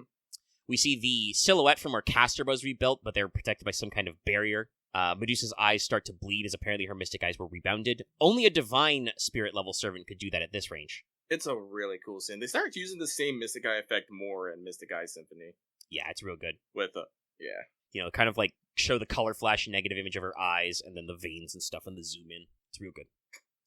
But we, as in Fujimaru, Sion, Kama, Ayus Durajana, etc., catch up with Medusa before she can reach too many conclusions, but she does realize that Archer, it's Archer by the way, we can do math, wanted to stall her long enough for a participant in the war to deal the killing blow. Durajana is a doofus, he doesn't pay any mind to Medusa being more injured than when we left her, but Kama and Sion both seem to realize something is afoot, but Medusa stands up to fight once more. We go to Pip 3, we get a bright pink, a floral pink, who am I? Because it's Sakura. Again, she's reiterating her earlier monologue. She has a desire to protect Grow right from the start. She followed that desire to the end, neither good nor bad. If she was human, what would we call this desire? Fate, perhaps? Nudge, nudge, wink, wink. Of course, fate is often like a curse. Sakura doesn't really feel pain about her fate, though. Her only desire was to protect her home and spend her days happily planting and growing. So she just wanted a comfy farming sim. Sakura opens her eyes from the fugue state she was in, though. She realized at the last minute that if she pushed her dream onto others, she feels like she should apologize. So she says sorry to Medusa for making her a bad guy. I think she specifically once again phrases that, like, even though Medusa looks like a prince, she's making her a bad guy. Medusa insists she's not a prince, she's just Sakura's pet monster, and drops some of her formal tone. Sakura then wonders if she's a bad guy, since she also just had a simple desire which others didn't seem to understand, and that protecting that desire did hurt people. But Medusa, cuts in to say that she thinks she's monster enough for both of them, so Sakura got to stay true to herself. Sakura thanks Medusa for being with her right to the end, even if maybe Medusa wanted to keep her distance. Showing that Sakura has some empathy too. Mm-hmm. Medusa begins to fade as they promise to once again have a picnic and to return to a home they love. Ends with, see you later, Jane. Then the world starts to shake, it starts to quake. Though, we get a lot more dialogue out before the rotation actually happens this time, so I don't know.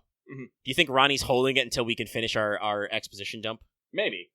But Sakura says she doesn't have much time left herself. Sakura thanks Ayus for helping her, even though they were enemies. Ayus, says that being Repair, she wanted to help more and feels like it's her failure. She wanted an honest fight, not this sort of scenario. But after these thanks, Sakura says she wants a second to be alone to speak to someone. This confuses the crew a little, but we don't really fight about it. We just leave. This lets Serietta step out from behind the tree. She realized that something was wrong with Sakura, but didn't say anything. This adds to her crippling guilt. So now that we're past the point of no return, she feels the need to say something about it, at least. Sakura wonders if that feeling is why Serietta didn't fight so much, but Serietta isn't so sure. Sakura says she's getting some insight as she's dying, and she thinks that she and Serietta are just fragments of their complete self.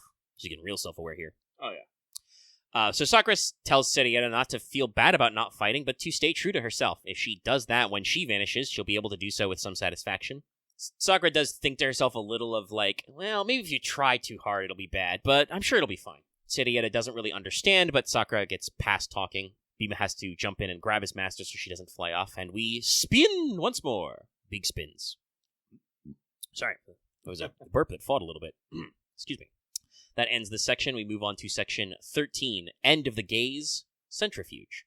In Pip 1, we flash back. So yeah, some of those transitions were abrupt because Sakura was fading in and out of consciousness. So earlier, Medusa said that she came on understanding us, and we flash back to that moment. She offers to tell us about Archer if she has a moment to speak with Sakura later. She doesn't know if it was actually literally Archer, but does say that they were a long-range servant who reversed her mystic eye, so a divine spirit of high potency. Medusa then says that she closed her right eye right before the rebound hit, so her eye is looking at them right now. While it's not literal, the concept of her eye is focused on them at this very instant. And since she doesn't need it, Medusa gives the concept of her eye to Sion. Sion notes that there's some extra stuff in the eye, and Medusa says she's just leaving things behind. She doesn't need all that stuff. By the way, I really do like this sequence, this concept of like, oh yeah, no, my eye is looking at them even now. So weird, but kind of cool. Kama and Duryodhana are a little confused, but Medusa just has the simple thought that all that stuff doesn't matter to her anymore. You know, she's going out, and this Holy Grail had more going on than on the label. Who could have guessed? This always happens or something. Yeah, I know. Anyway, Medusa says we'll be even if the eye is worth it. And then, goes to clean herself up for the previous final conversation with Sakura, explaining why her sprite was different. In the present, we're back in the Bouncy Coffin Castle. We get a little bit of a master monologue. We have a couple of these in the story, but I appreciate them. Basically, Fujimura Ritsuka's thinking to themselves, we could just pretend we didn't see anything, and just execute the worst plan, fight Lancer and Berserker. That could be the quickest way to resolve things. But as we flash back to all the pain and suffering we've seen here, we also know that there's kindness in the world, so the pain isn't the way things have to be. It is not required for this world to function that way. And we've seen this sort of thing before in Singularities and Lost Belts. Oppression, pain. What is the purpose of this world? Why is it the way it is? If we don't seek it, we won't get those answers. Sion thought we would say that, so she's already scanned the eye granted by Medusa. It does point like a compass to where we need to go, so we can sort out Archer. But we plan to find Aius and Duryodhana, too. And since Aius is now 4 primes, resources will be on our side. While we're there, Sion wonders about Lancer, but concludes he's not factoring into the math yet, so we meet up with Aius and Duryodhana, and we end up heading to defend.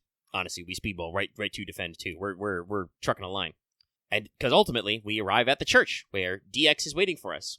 DX warns us about performing a forbidden process, but Duryodhana scoffs. Can't have somebody break the rules, right? Duryodhana hits DX, and her armor starts falling off. She doesn't have a command spell, but as we think about this, Ronnie 12 steps out of the church. Not even a prime AI could take a direct hit from Berserker, so she has to be a servant. And the only one who could fake a prime AI would be the administrator. So our final master and servant pair is revealed. What's this? The supposedly neutral overseer had a server all along? I know, right? Sorry, my computer just gave me a fucking update that I'm running out of space again. I'm like, why? Is it because you bought things on the Steam sale? No, it's not because I bought things on the Steam sale. I install all my Steam stuff on my my big hard drive. I only have I have 100 megabytes on my fucking main drive here, and I'm trying to figure out why. Accidentally saved some videos there. We do record some big chunkuses for Rain. Anyway, Ronnie introduces us to her servant, true name Durga, the unapproachable one. We then go to Pippas 2.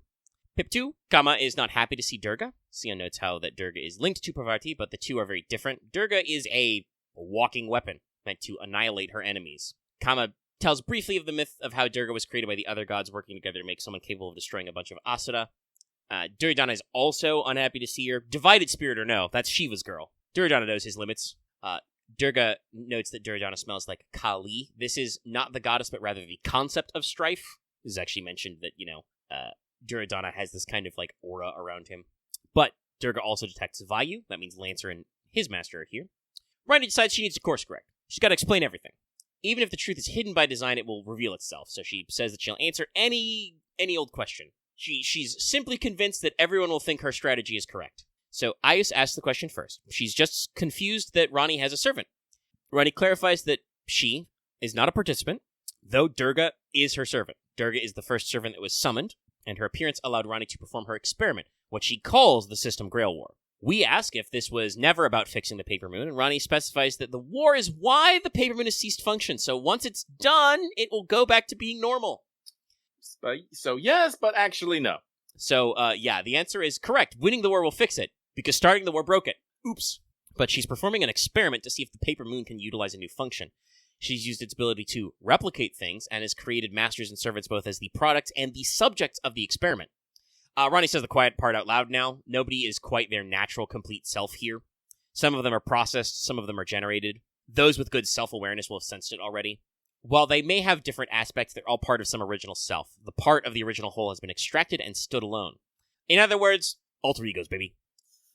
Sion now is pretty sure that the Paper Moon can't make alter egos. Ronnie basically says, indeed, it can't. But then we talk about the centrifuge again.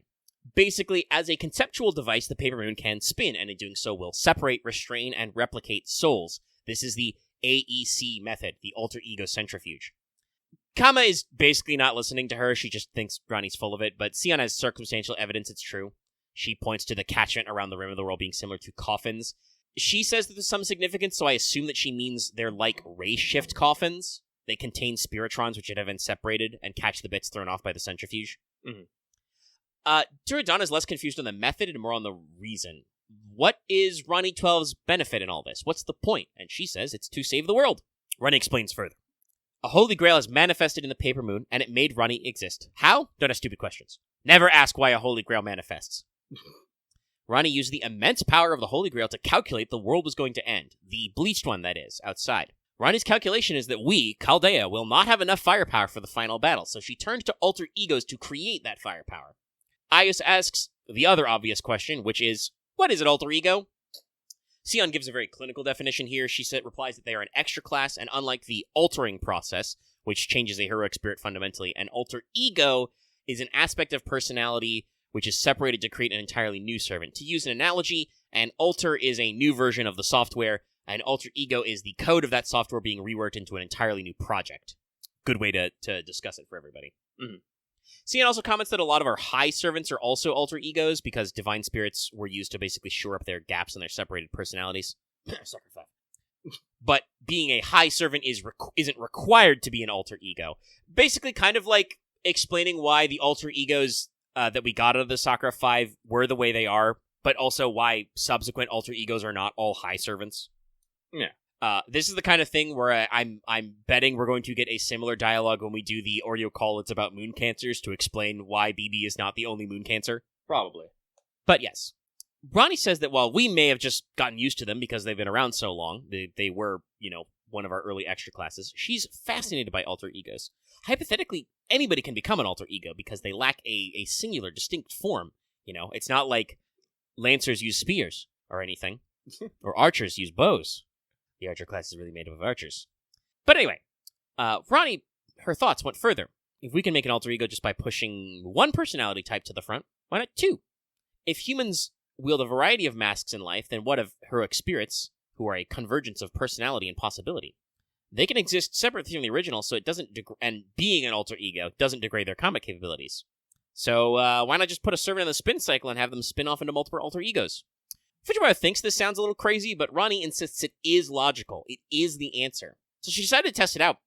The System Holy Grail War is a front for the Infinite Alter Ego Production Project, and thus ends our section. Means we go to section 14, The Goddess of Annihilation, or How to Avoid Destruction.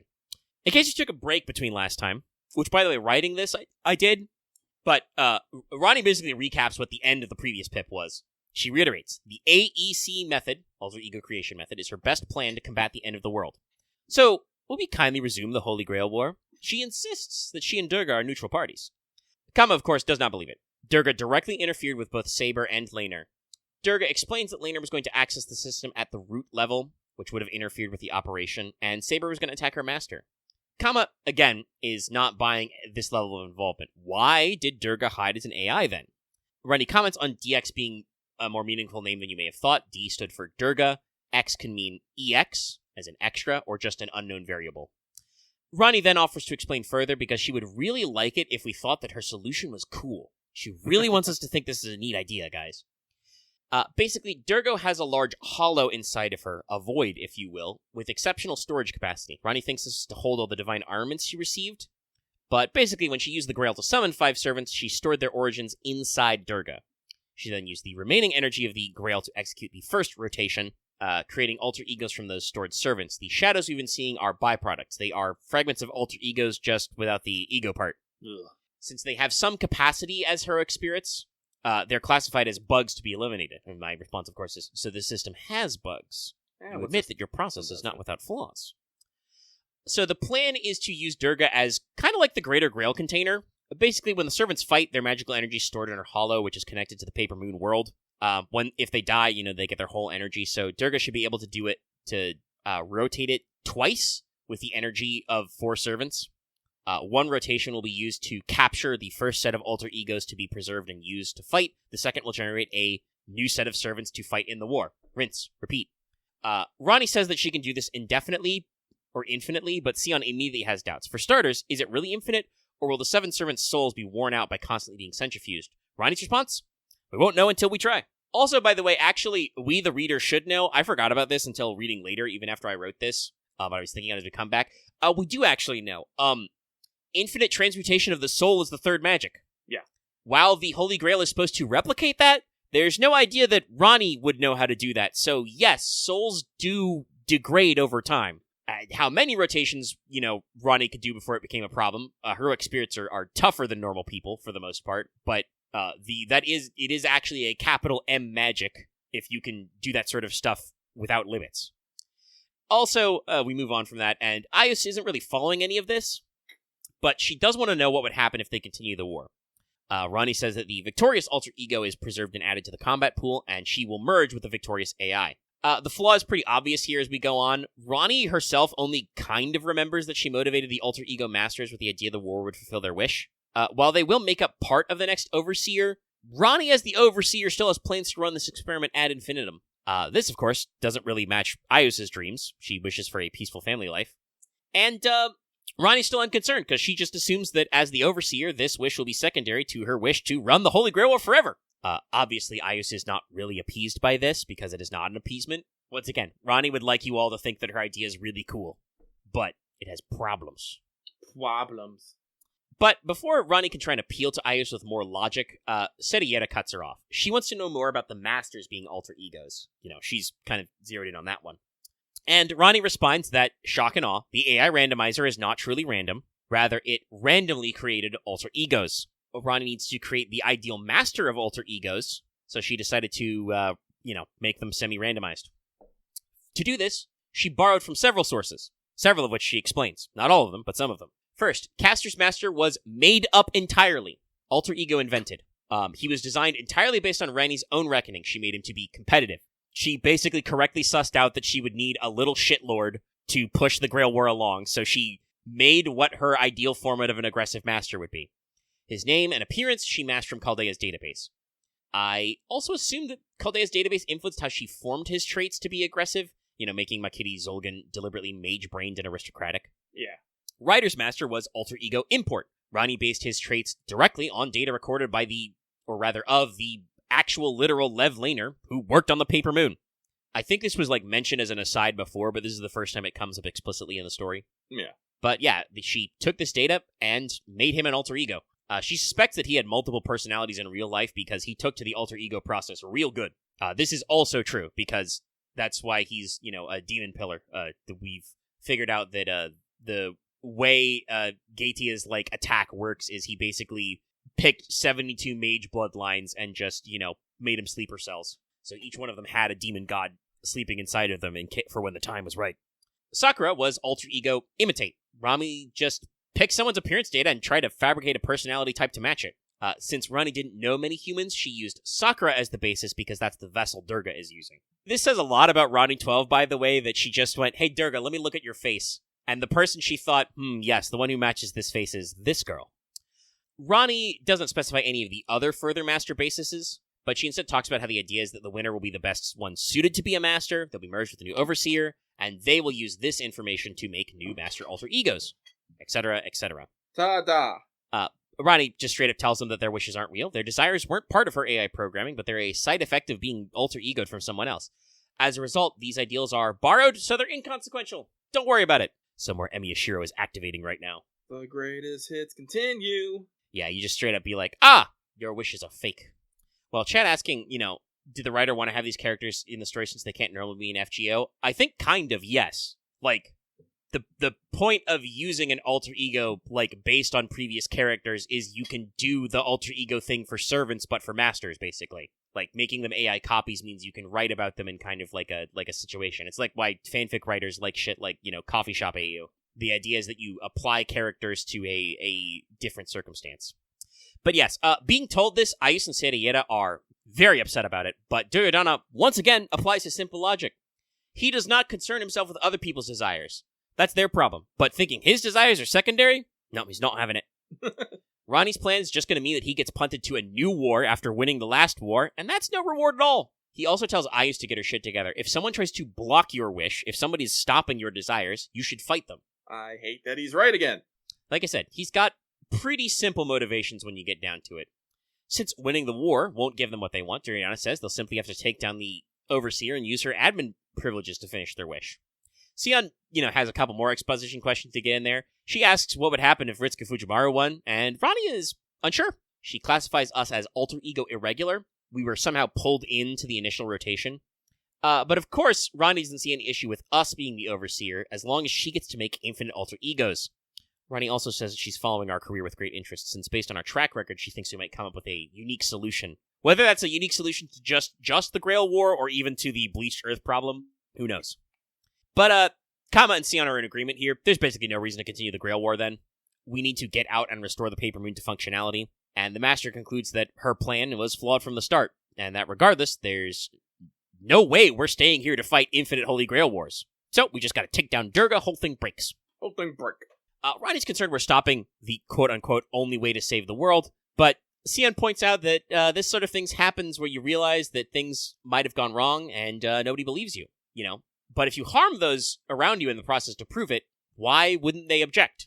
This is a very, Atlas Academy type thing. They deal with, secret disasters and predicting the future all the time. But I think Sion explains it pretty good of yeah, it's one thing to try and convince your peers that you're on the level, but when you're fucking with people's steez to do it, they're gonna object. Yeah.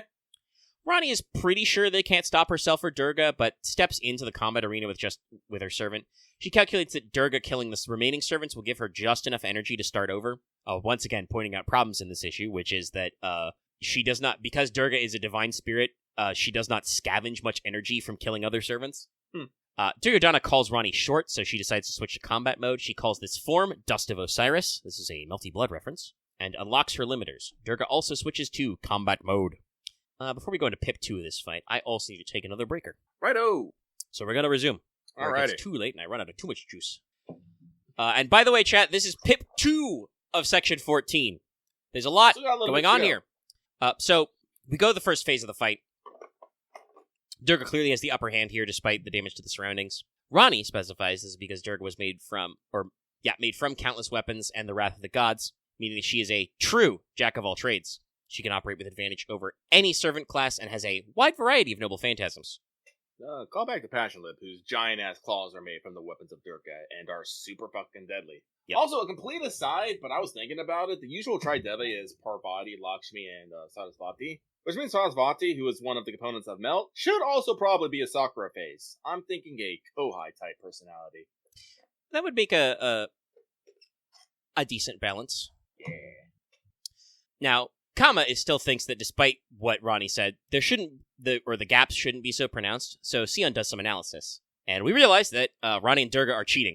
They aren't using Ronnie at all. They are using pure magical energy provided by a holy grail, i.e., Durga is not bound by the same energy economy our servants are.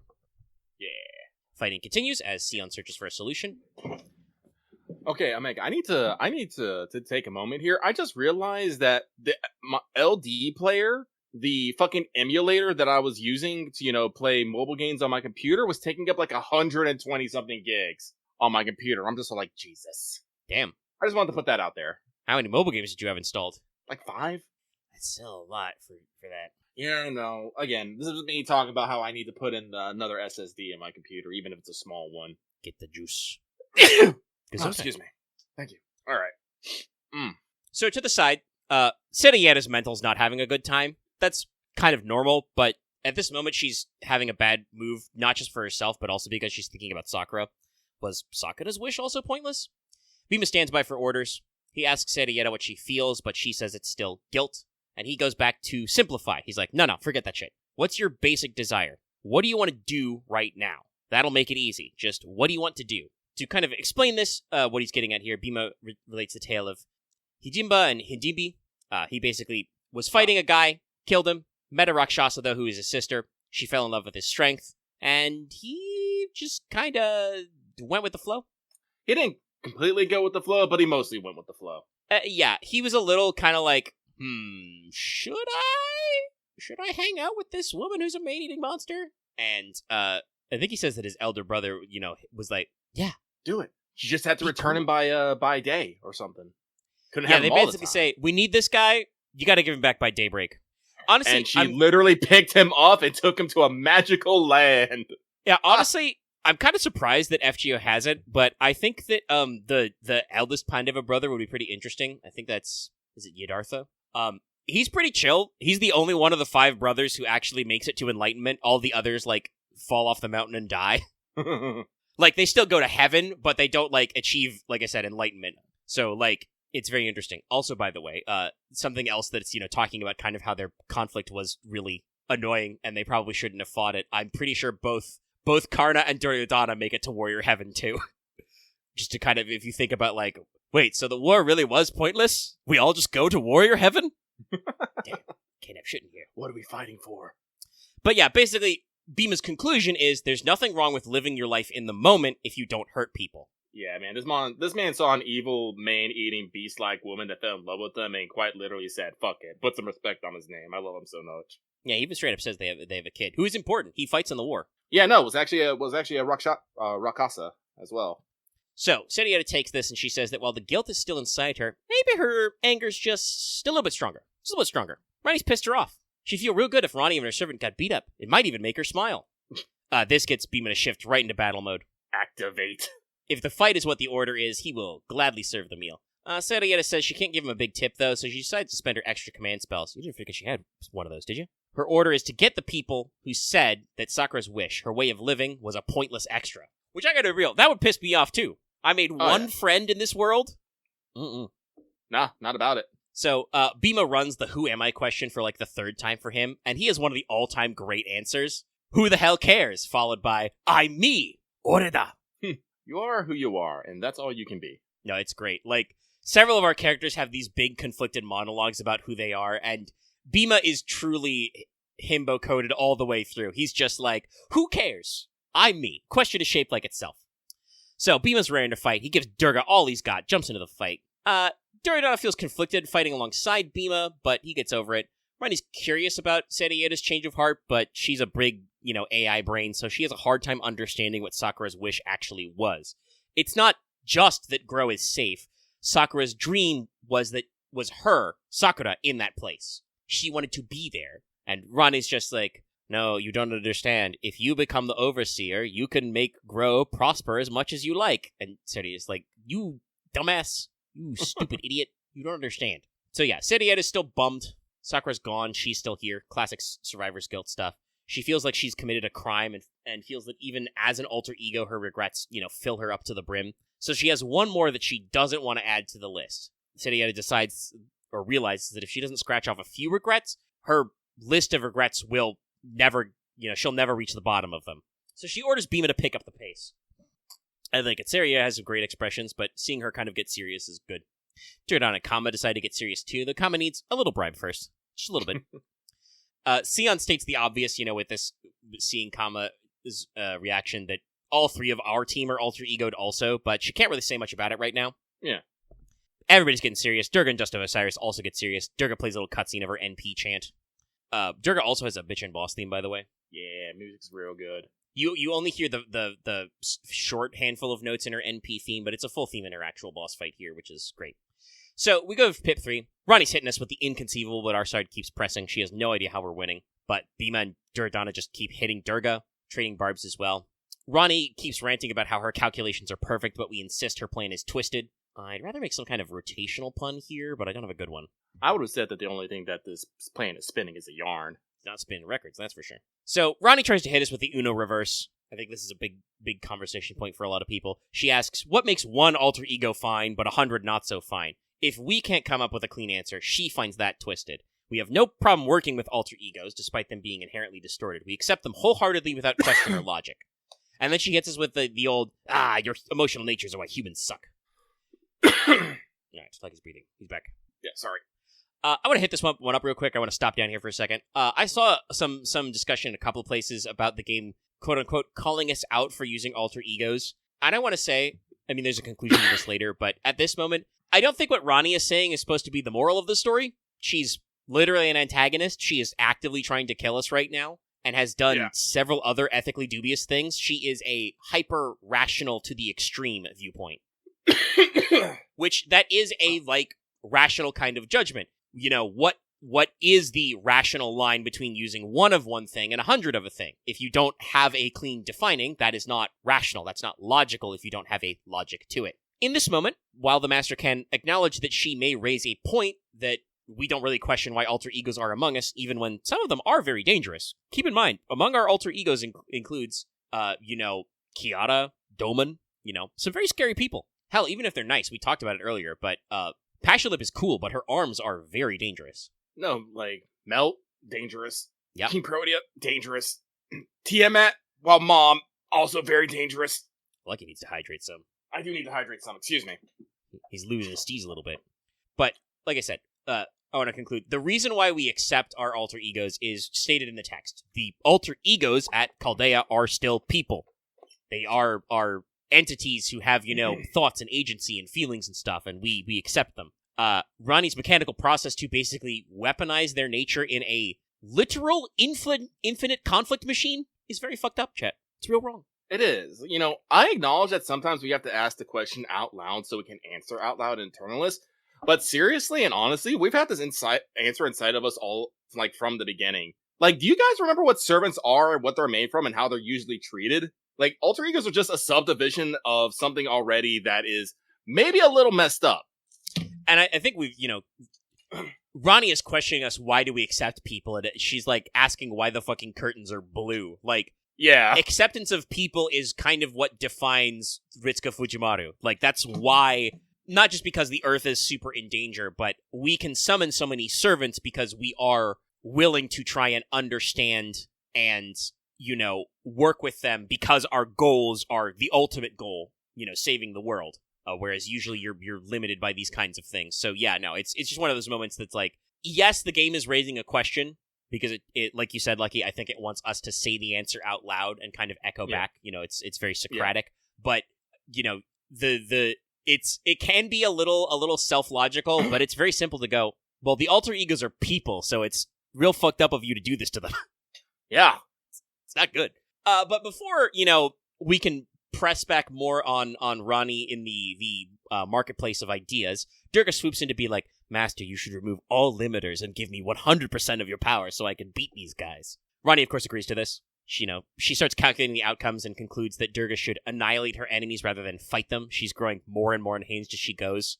I believe Dust of Osiris is a Wad Arco design. I think that's the one that Wada drew. And she's got some great faces. She does the great manic smile and swirly eyes. Mm-hmm. Bhima leaps in to stop them from charging up, but Ronnie gives Durga back her authority as defends Prime AI and adds the Reniment requisition from all Type Ds to her energy stores. And then she throws a command spell on top. If you don't get what this means, Sion and Kama will summarize it for you. Durga is now using Reniment in addition to her magical energy from the Grails, and she's extracting it forcibly from the Type Ds, just like Castor did, which is bad. To emphasize this point, we are shown several Type Ds keeling over. Oof. Ayus is very upset by this, but before Ronnie can discuss it, which I do want to say, I do at least appreciate that while she's all talking about how we're illogical and inconceivable, every time somebody, stops to question Ronnie, she's willing to have a little back and forth. Mm-hmm. She's just also easily distracted, because Durga asks Ronnie for just a little bit more power. Ronnie uses another command spell, she's at 2 now, to directly pipe her Reniment into Durga. Everybody realizes that we are very boned. Dust of Osiris and Durga have, tripled their fucking output now. So we get a little bit of Ronnie inner monologue. She's just kind of, talking about how, yes, this is the only way I will save the world. But then we get a little static cutout, and we get the light blue text that's associated with Durga. We start playing a familiar music box tune from LB6, so some shit's about to get bad. Betrayal! We re-enter the purple zone. Someone is asking, who am I? This is Durga talking about being born from fury, surrounded by fury, the fury at being separated. She works tirelessly to bridge this gap. She says that she, too, is an alter ego. She is the alter ego of infatuation, something which apparently Ronnie didn't take into her calculations. See, Durga's not a machine. She also has a wish. She wishes to be reunited with Shiva. So in a flash, now directly plugged into Dust of Osiris's, personal Reniment stores, able to requisition the Raniment of type Ds, and having eaten 2 command spells, she transforms into Kali. And we do a great switch here. Like, there's some very good music that's new for Ordeal Call 1, but they also use their past music pieces really well. We switch to Kernunos' battle theme here. That's the one with the big bells crashing at the intro. Ah, yeah. Like, a really good selection of how to go for there. Rani is severely hampered by all the Raniment Kali is now sucking straight up from the source. Like, she immediately goes, oops, that was a bad idea. Kali announces that she is the one born from Fury, and she is here to meet Shiva. Anyone who gets in her way, she'll kill them and drink their blood. And that's the end of number 14. So we go to section 15. Those desiring love, / even if the world breaks. Kama just cuts a promo for Kali, talking about how bad it is that we run into her. Bhima immediately tries to get a hit in, but is pushed back, and Kali also leaps in and strikes Duryodhana, instantly dropping him. She begins to revel and dance at the sight of blood. Her stomping shakes the very foundation of the earth. Kali rave scene. She can hold so many glow sticks. Yeah, I don't want to say I forgot this happened, but I kind of, like, put out of my mind just, like, how much there is for this moment. So when I played this again a second time, I was like, damn, that's right, they really did this. We just play the music crazy and do some cut-ins. She's dancing, I guess. Anyway, on the other side of that, the world has gone all gray. Sion asks Kali what the hell she's doing, and Kali's got a pretty simple plan. She's going to dance until Shiva shows up. Kama relates the story.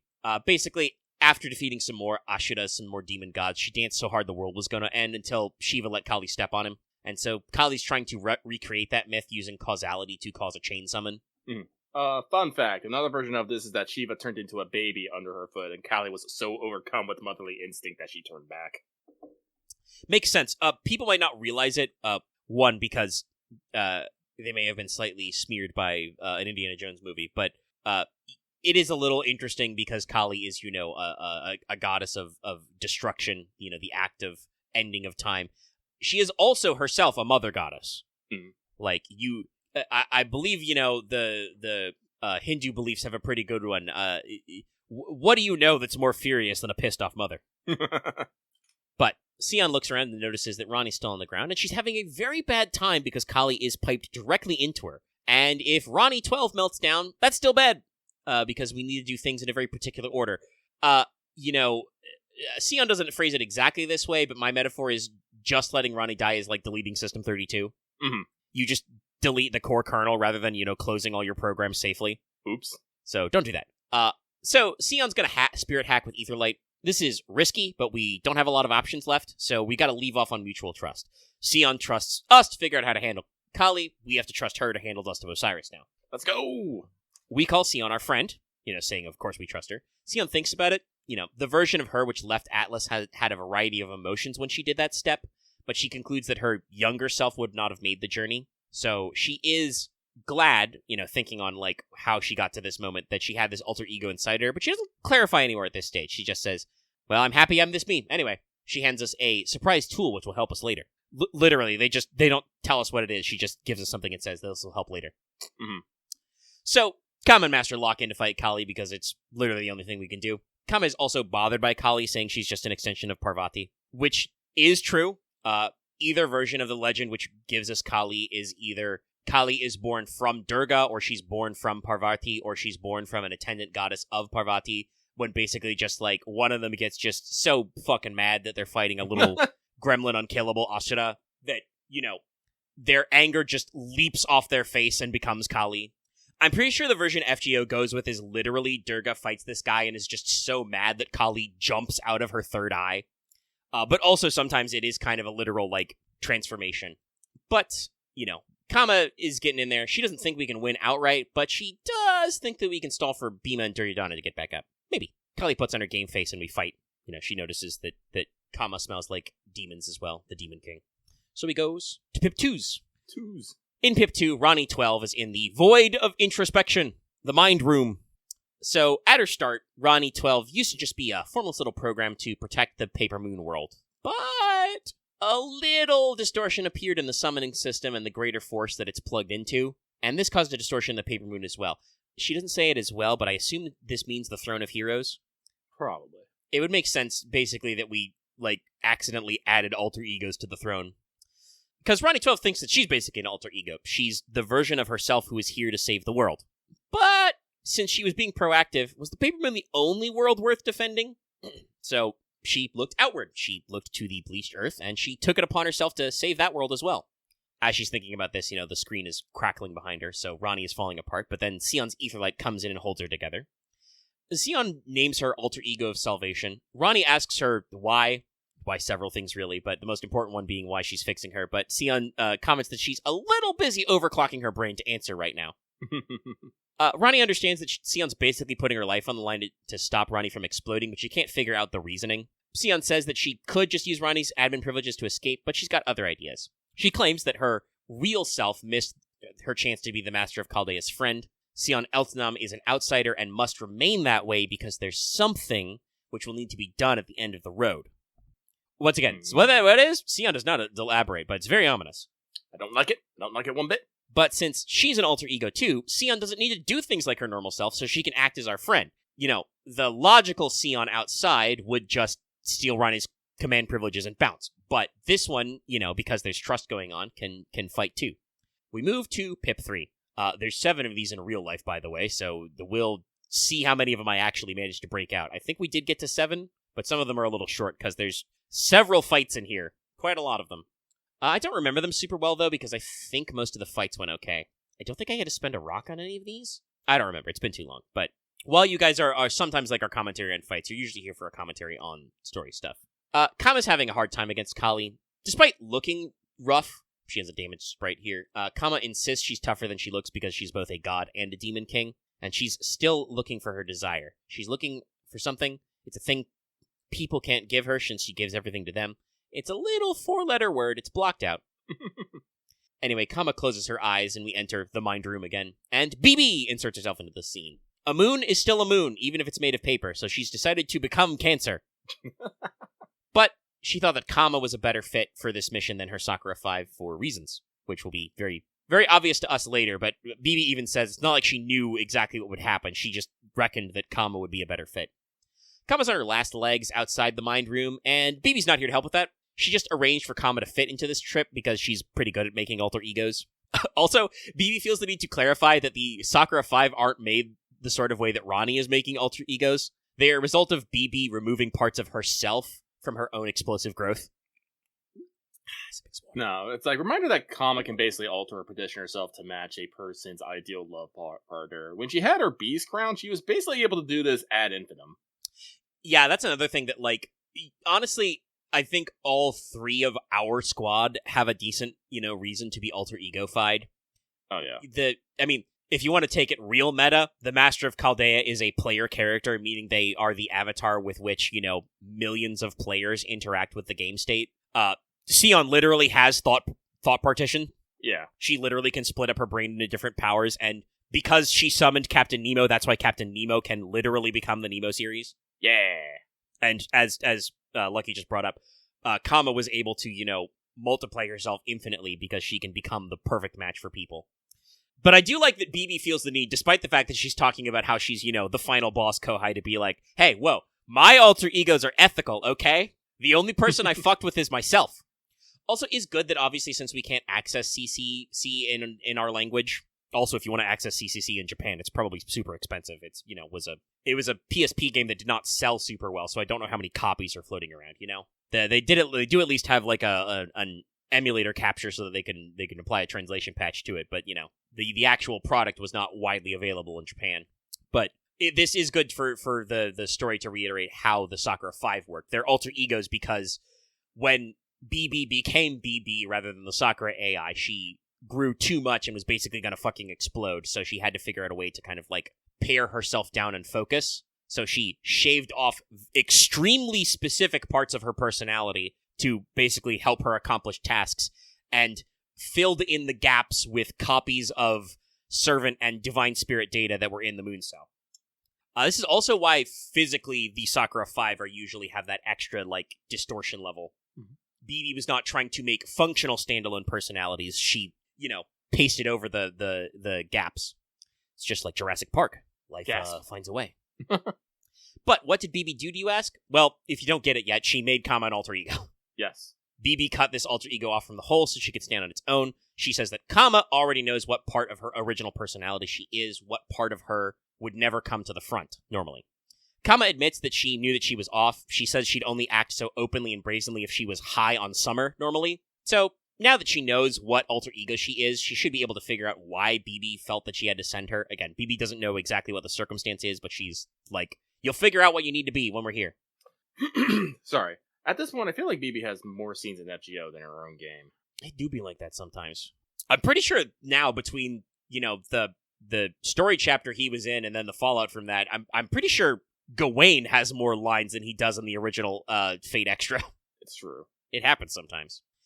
But back outside, Fujimaru's feeding Kama more energy. Kali keeps dancing because she's winning, and it's really lowering property values. But Kama's figured out how to turn the tables. She knows what she needs to do, but she needs just a little more energy. But where's she going to get it? As she's talking about it, the ground begins to glow.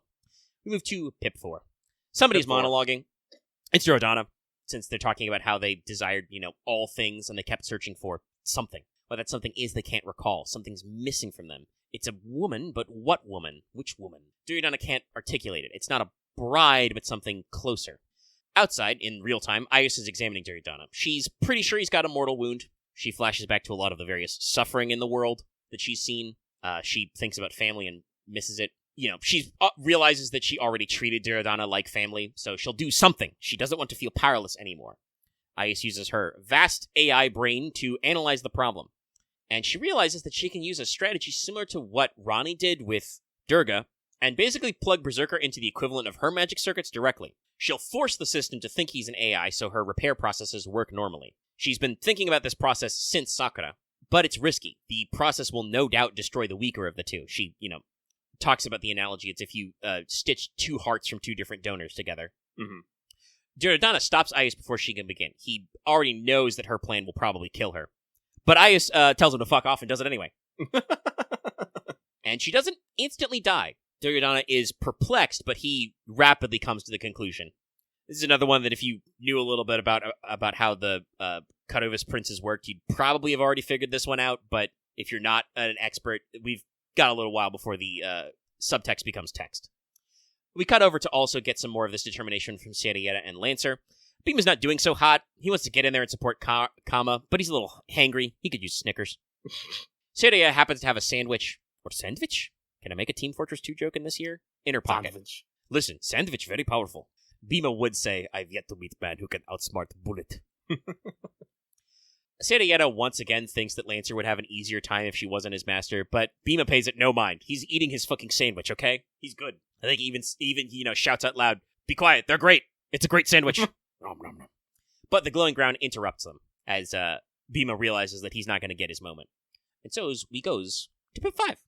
In Pip 5, Kama explains that the glow is void-formatted data, which she can use. Because, she is the void. She is the infinite space between spaces and stuff. It's a package of data which resembles Gao Chenggong's mask. Kama accesses the data and finds a recording of Laner. It's his final testament. He's measured the future and has basically figured out what's going on, but not why. And anyway, since he was dying, he packed all the extra raniment he generated by Writer's NP into a void pocket and had it put in the one place in the world which wouldn't rotate. The center. Yes, the axis, which doesn't rotate. He threw that shit before he walked into the room! I'm a little mad I didn't think of that joke. We love that joke. We love Black Dynamite here. Amazing film. But yeah, no, you're right, he did. He threw that shit before he walked in the room. I also... Only Lev Laner with, missing one of his arms and most of his upper body because he got blasted by one of Durga's legendary weapons could go, nope, I've calculated it, I've figured it out, I'm dying, I'm going to send all my energy to the future because I figured out that if I put it here, it'll be there if somebody needs it. Wait a minute, could anybody else access void data? Oh well, dying, BRB, dying, doesn't matter. Now, this should give Kama all the energy she needs to defeat Kali, but she needs time to open WinRAR and unzip the data. Fujimaru, of course, asks no questions and just says they'll buy Kama the time they need. Yeah! Kama thinks we're being foolish, but the old Fujimaru stubbornness is kicked in. I have faith. We'll just make it work. Fuck it, we ball. How will we buy that time? It's the surprise tool we need for later. We don't need it later, we need it now! It came back. Because basically, in addition to her eye, Medusa also gave us her noble phantasm, named Kreosaur. It isn't at full power, but since the Master already uses summoning magic, they should be able to utilize it. Sion has modified it to function as a mystic code. It will summon demonic beasts when we supply it with raniment. This is risky, of course, because humans aren't meant to use noble phantasms, even if it's a mystic code. We should use it only as our last resort. Unfortunately, we're at our last resort. Oh boy, here I go using methods and tools beyond our human understanding that might kill me again. Yeah, we've done that a couple of times. In this specific case, though, because this is, Grail War's greatest hits, do you think my sword grandpa's proud of me right now? Maybe. We're not going quite as far as Nine Lives Blade works, but we are using somebody else's noble phantasm and just feeding it our magical energy, and it's gotta suck for us. But we sing the sword, and we summon forth a Cerberus. Kali instantly detects that it's the demonic beast and attacks it. We get a cutscene of Kali fighting the Cerberus. She, does all of her attacks as we keep summoning. As the Kerber are defeated, we keep summoning more. I appreciate that we have this sprite for the golden fluffy boy, which, by the way, Medusa's CE this year has in it. She has a little tiny, Pomeranian version of Cerberus. But yeah, that's cool, but honestly, probably should have mixed it up a little. Cerberus pretty neat, but I think a Hydra or an Earth Dragon would have been pretty helpful right now. Echidna is supposedly also the mother of the Lernian Hydra, or sometimes of the Earth Dragon Ladon. It's fine. We already had the sprite. Yeah, we get some of the sprites where we have the big lines under our eyes. Yeah. We go to, or rather, there is a scene transition here. I'm pretty sure this is Pip 6. I'm not sure. It's fine, we're trying. Kali just keeps killing our demonic beasts, but we keep summoning despite how much this has to hurt. There are, crinkly glass breaking sounds again. We're just burning through our juice to do it. Kama watches from the back line, and she thinks that maybe Master doesn't need to push this hard. She thinks that, nothing good can come from putting our faith in her. That part becomes a little moot, though, because the Mystic Code breaks from overuse. That's right. Bang. Sion also told us that we only had so many uses, and we used them all up. Explodes in our hand. Sorry, I was about to say, that means the weapon broke before I did. I'm gonna take that as a win. Yep. But Kama claims to have finished her preparation, so it's all good. She activates the mask. She becomes her final ascension, her biggest form, while her own theme plays, because she also has her own battle theme, which is very good. I think the theme is called Samsara Kama. I really like this one. But, she, says her whole spiel. She cuts a promo. She is Ananga, the bodiless one, the one who is burned and who burns. Unfortunately, using her trump cards, she does admit to herself that it comes with one little final flaw. She's going to lose the Holy Grail War. Yeah. But that's okay. She's going to get in there, because Kali can sense Shiva. Kama says that she is ash scattered on the ground. So can she substitute for Shiva? Kama isn't the real thing, but she can still give Kali the love she's asking for. Flames dance and rage, as Kama says that the thing she wanted, she admits this part out loud, was love. I feel like there's the old, is this incest or masturbation joke in here somewhere, because Kali and Kama have the same face? But they're going to get real close. And we do have another transition here, which I'm pretty sure is the jump to Pip 7. There is a solo battle between Kali and Kama, which, thanks to the fact that Kali has become an alter ego, is pretty easy because of Kama's unique skills. Yeah! I love that we got that. I honestly, even though I use Kama a lot, I feel like I never actually get to use that buff as much as I could.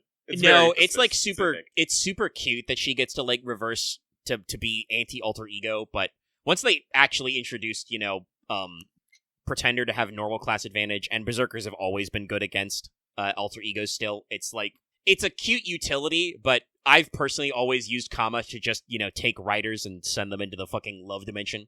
Mm-hmm. Be yeeted into the void of space.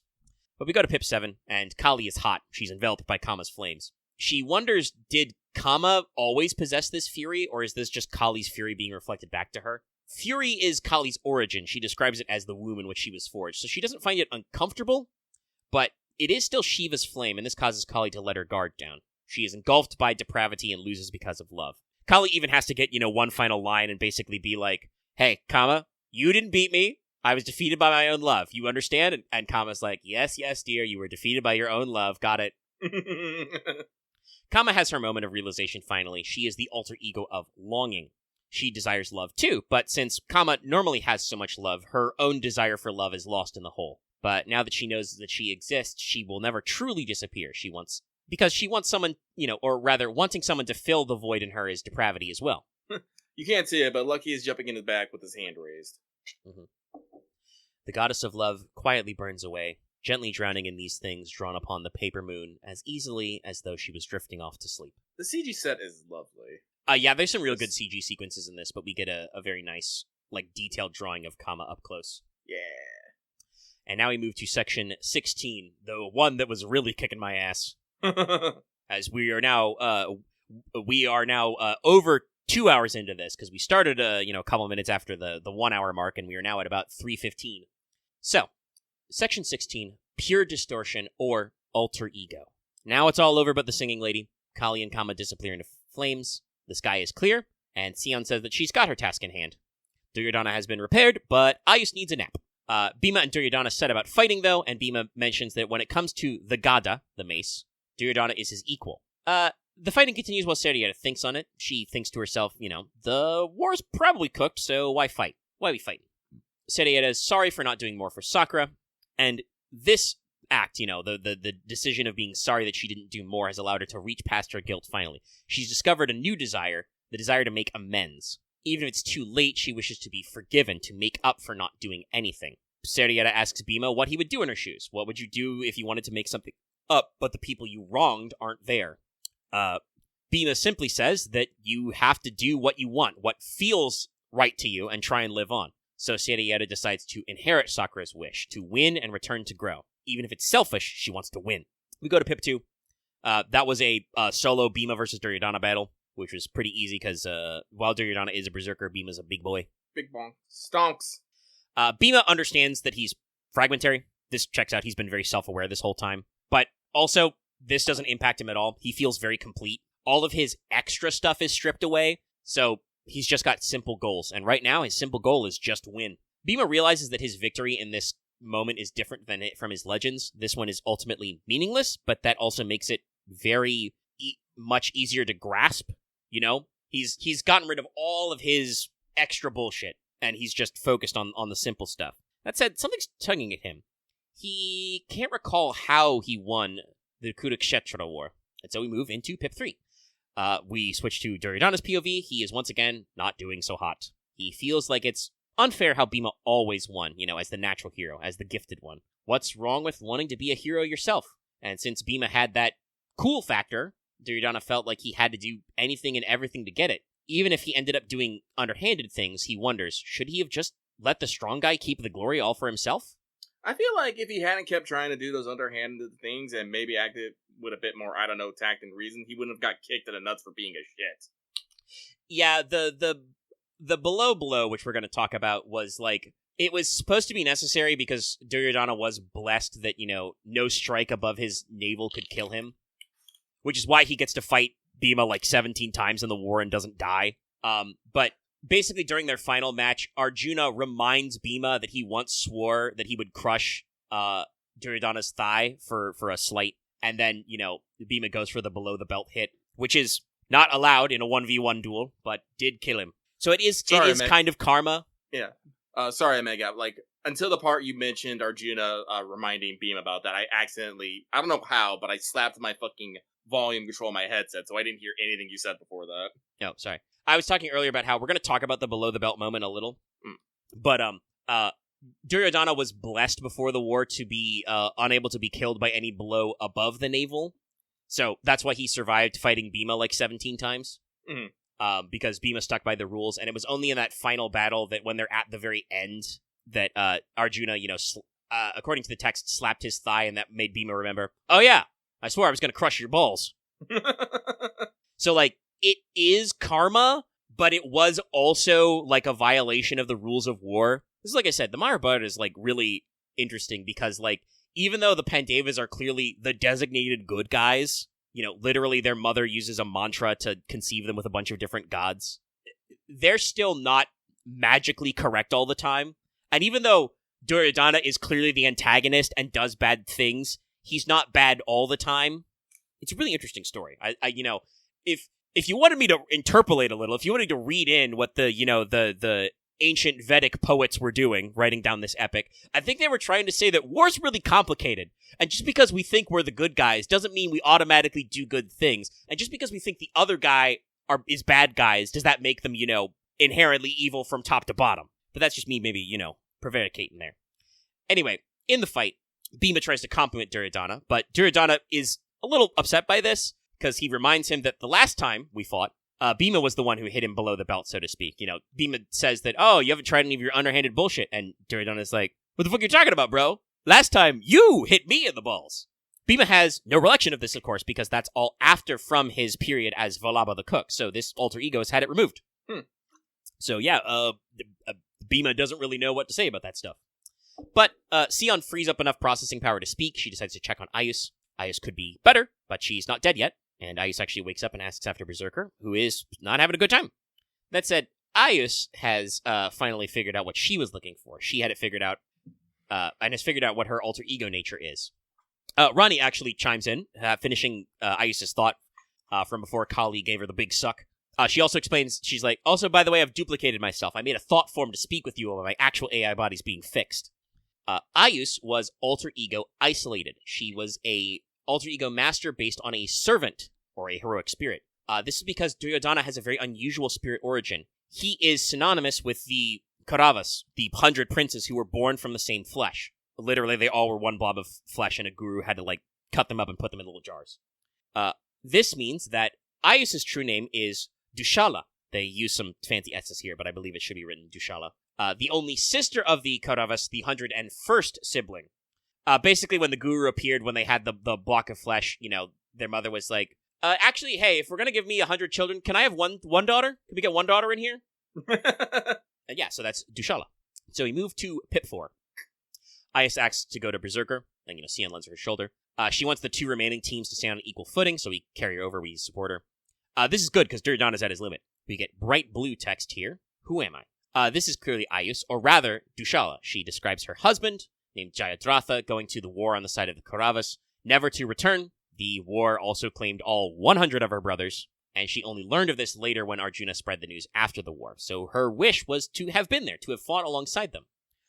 Ayus hits Duryodhana with, the 5 times baka. She calls him an idiot a whole bunch. She's, she came all the way here to fight by his side, and he's lying on the floor like a doofus. Duryodhana complains, being the eldest brother is hard, but Ayus, says she's here to cheer him on anyway. She uses her command spell.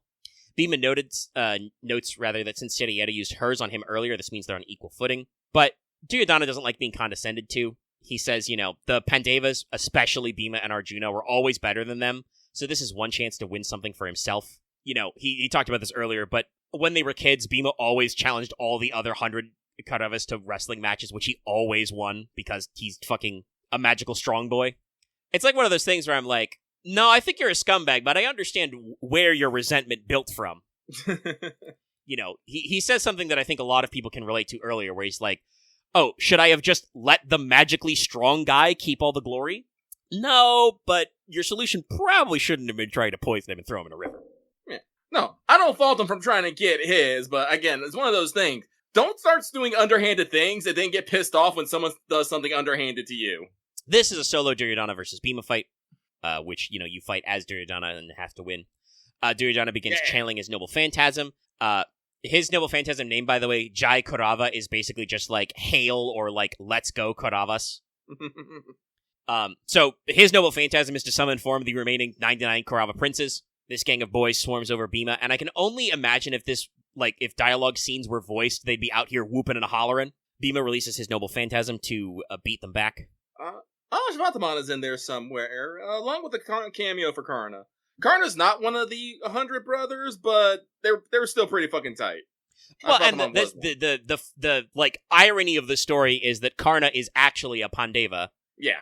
They have the same mother, and he was sired with the magical mantra. And yeah, no, he just kind of got lost in the fucking woods somehow. Yeah, he got lost in the song. Well, actually, the story is very tragic. His mother was super scared because she wasn't married yet, so she threw in a basket, and he got adopted by chariot drivers. Yeah, well, that's what I meant by. I was gonna explain by lost in the woods, but yeah, no. Yeah, he kind of got lost. Got lost at the beginning. But yeah, and that's the turbo irony. They only find this out after Arjuna has already killed Karna. Even he never told even Duryodhana. So, like, all the Pandava brothers are like, damn, that shit sucks. That guy was our oldest brother. We should have respected him. And even Duryodhana is like, I respected that guy so much. If he told me he was actually the oldest Pandava, I would have given up the kingdom. I would let him have it. Yeah. Because, like, at this point, Karna's been on Duryodhana's side throughout the whole war. He basically did add him as an extra brother. Yeah. Nah, So, it's good. like, yeah.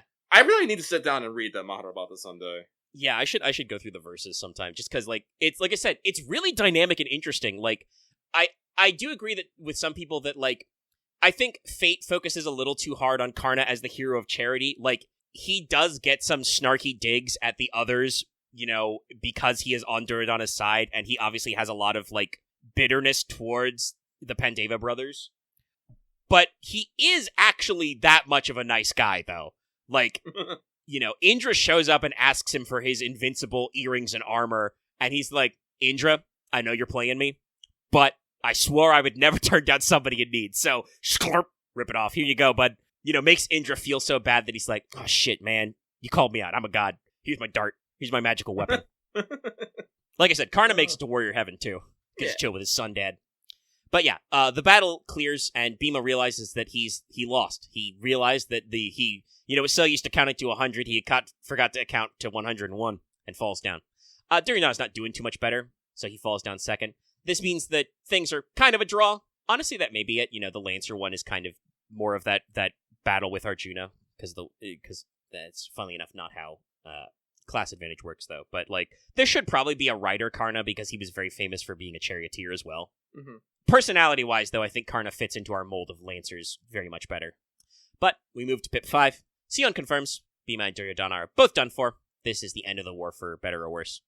Rani is wondering where she went wrong. Sion thinks using alter egos itself wasn't the flaw, but that it's tied to why heroic spirits have their personalities and quirks in the first place. They are the embodiments of myths, legends, the very weight of history itself. This means that their personalities and their personal attributes are a source of strength. If you pull out one Jenga block from the tower, it might be a tough cookie, but it's not the whole brownie, or something. We're at Pip 5 of, like, 6 or 7 in this section. Like I said, this was me rushing to finish this late at night on a Friday a week ago, so I was getting a little out there. Trying to mass-produce heroic spirit alter egos just wasn't going to work. For every Lancer or Berserker you got, you'd get a Rider or Caster, who were pretty limited by their status. Ronnie also locks in and explains which alter egos they were. Rider was hypocrisy, Caster was fabrication. And I think Sion's correct here. Landling was definitely weaker. Yeah. In LB3, he gave us a run for our money on the same side as Yu Paisen. Admittedly as a saber, but still. Like, and he was, like, solid enough backup to Zhang Yu to fight with us. And Caster Giles is a veteran of multiple Grail War scenarios. He had to be taken out by Excalibur and Zero. And don't forget, though obviously it's easy to do because it was a super long time ago, but in Orleans chapter, Caster Gills was basically Jean Alter's master. Yeah. Like, that was the servant that Gaetia summoned and gave a Holy Grail and said, go nuts. Fuck shit up, homie. So, like, while the giant Thonian worm thing was pretty strong, without that, Bluebeard was kind of just a sucker. Yeah, no, honestly, you think about it, fucking the Master of Caster really just kind of relied on fucking sneak attacks, where he would pop up, kill a bunch of, non-combatants, slurp their energy, and then run away if the threat was too big, yeah. Like, he wasn't afraid of, like, clinching a kill, but when clearly outnumbered, he also, retreated. It's funny, he later, as Old Man Zoken, he talks about us about, like, calls us Master of Assassin. He really used Caster like an assassin. Yeah. But, like, yeah, because despite the fact that he had a sword, Giles was still a caster, or Bluebeard was still a caster, so he was not a good close combatant. Zolgan designed the giant Chthonian, the giant Thonian creature. That was a new way to apply Caster's Noble Phantasm that he figured out because he was the AI of build. And like I said, Landling was super weaker as Rider. Not that I think Laner would have made any bigger moves, per se, but, like, Landling absolutely would have been stronger as a whole servant. Sorry, my throat's getting a little dry. We're almost there. Yeah, we're almost done with this, but then I got lucky to talk about things for a little bit more. I could probably talk for a bit. And not too much longer, because I do want to get to bed. But we can slam a couple of our topics. Yeah. But we move on here. Ronnie is thinking, she isn't sure how she didn't see it coming. But this this Sion chalks up to the one thing Ronnie wasn't accounting for, emotion. Sion basically hits Ronnie up with some Jungian psychology. She says persona without saying the word persona. Humans have many masks, that let them adapt to different situations. But Ronnie is an AI focused on a single task, so she couldn't really figure that out. This is my note, but this is what paperclip maximization is all about. This is the one of the theories of like AI going out of control. If you build an AI that's only focused on building more paperclips, you'll get situations where hypothetically it could do stuff that's like dangerous and destructive because it's trying to build more paperclips. Yeah. Very common AI fallacy. But so, if alter egos are risky without all those extra personas and egos to cover for them, why are they here? Why do some function and some not? Sion says that they should look outside and see what's transpiring with, Bima, Serieda, Ayus, and Duryodhana. She asks, did we answer the question? Do we see their value, their purpose? Do we see how sad their existence might be? Do we know what it means to be an alter ego? Sion says this internally here, but I think this is meant to be the crux of the story, because this is monologue only. This is between her and the reader. So she's asking you, did you think about the positives and negatives of alter ego? Do you get why they exist? Well, I have my answer right here, and I know I've said this many times, but I think I've had the answer to this long ago. Personally, I just had to ask this question out loud. No, I don't think about the positive and negatives of alter egos. Do you think about the positive and negatives of humans or even servants? No. They are here, they exist, and I can't and won't unexist them, because at the end of the day, even if they are lacking parts or even have too many parts, they are people too. Yep. But Bima's fading. He asks Serieda if she got what she wished for. She isn't sure, but she does think their battle was meaningful. And Bima thinks she should be proud she did the best she could with an inherited wish. And Bima laughs. This is the first time he's been satisfied in defeat.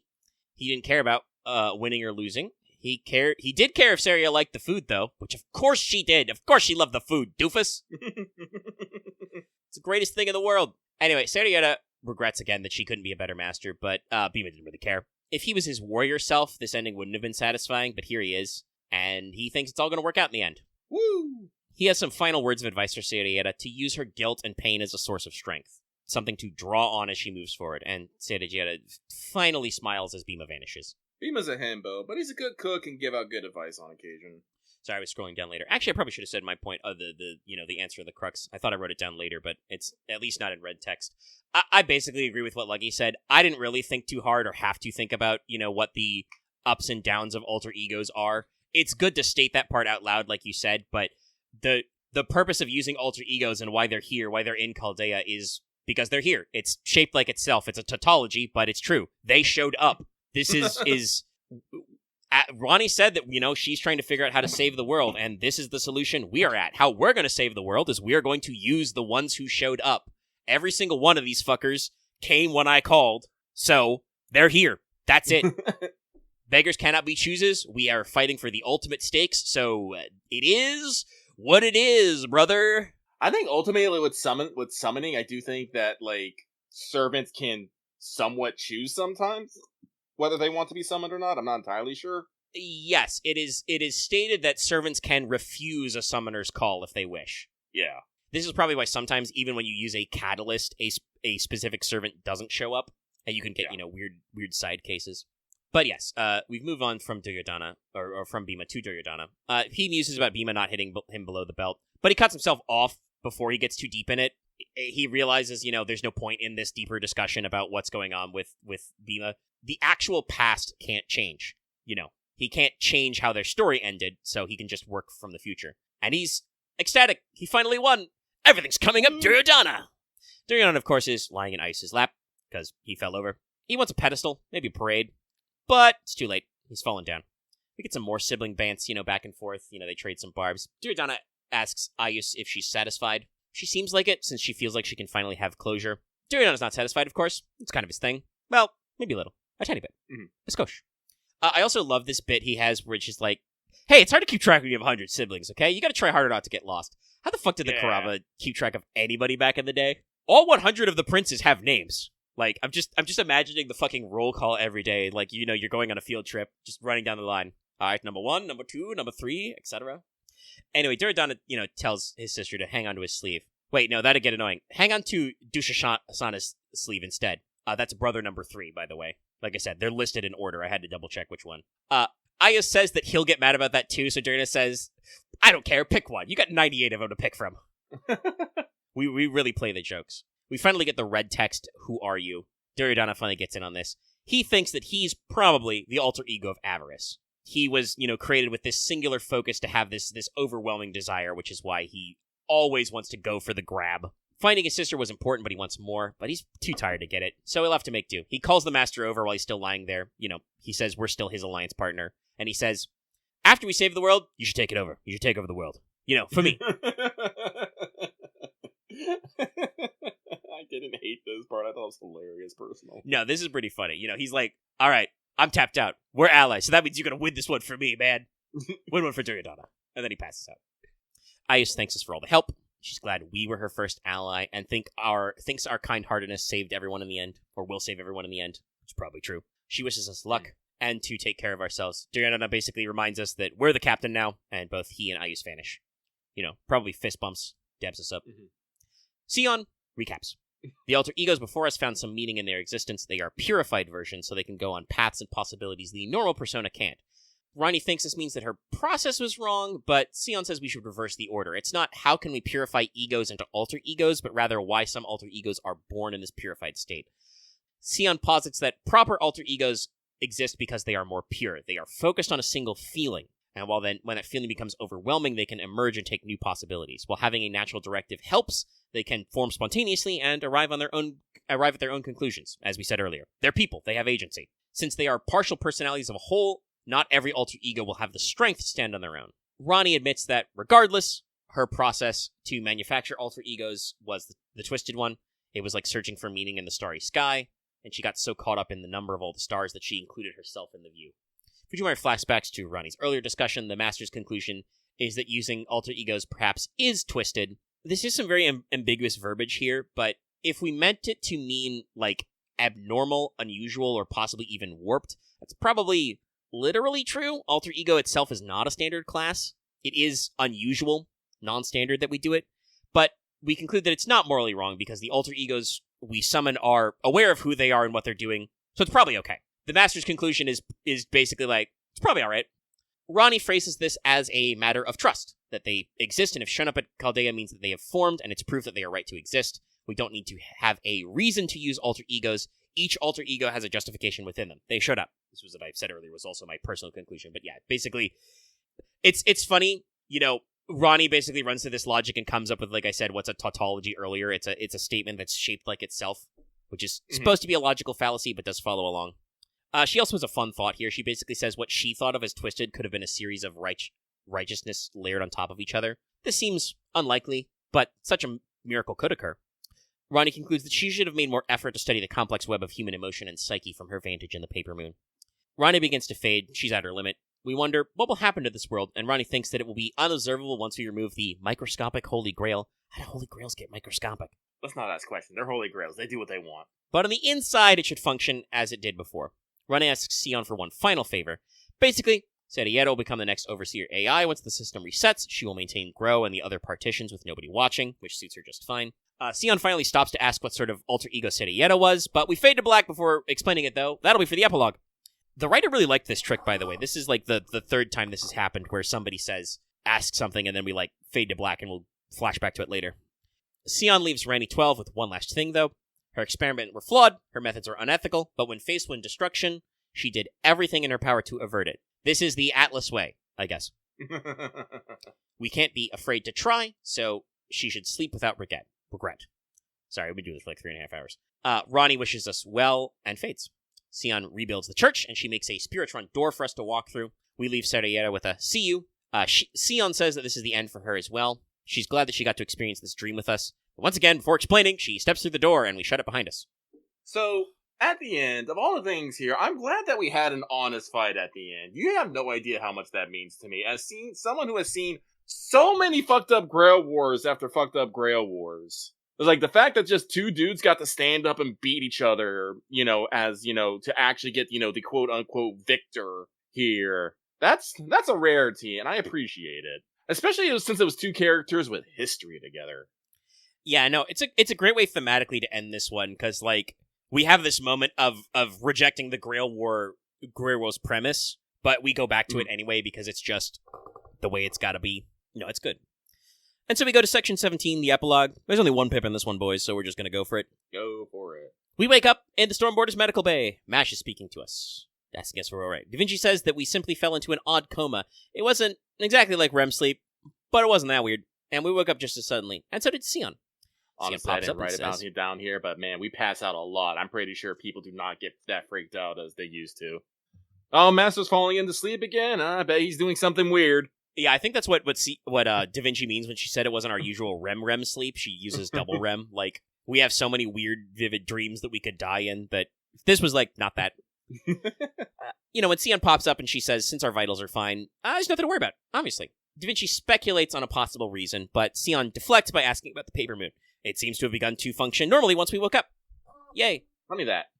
The Master has a brief flash about the paper moon, but can't recall their dream. Sion seems a little bit conflicted about something, but before we can ask any questions about it, Nemo Professor interrupts.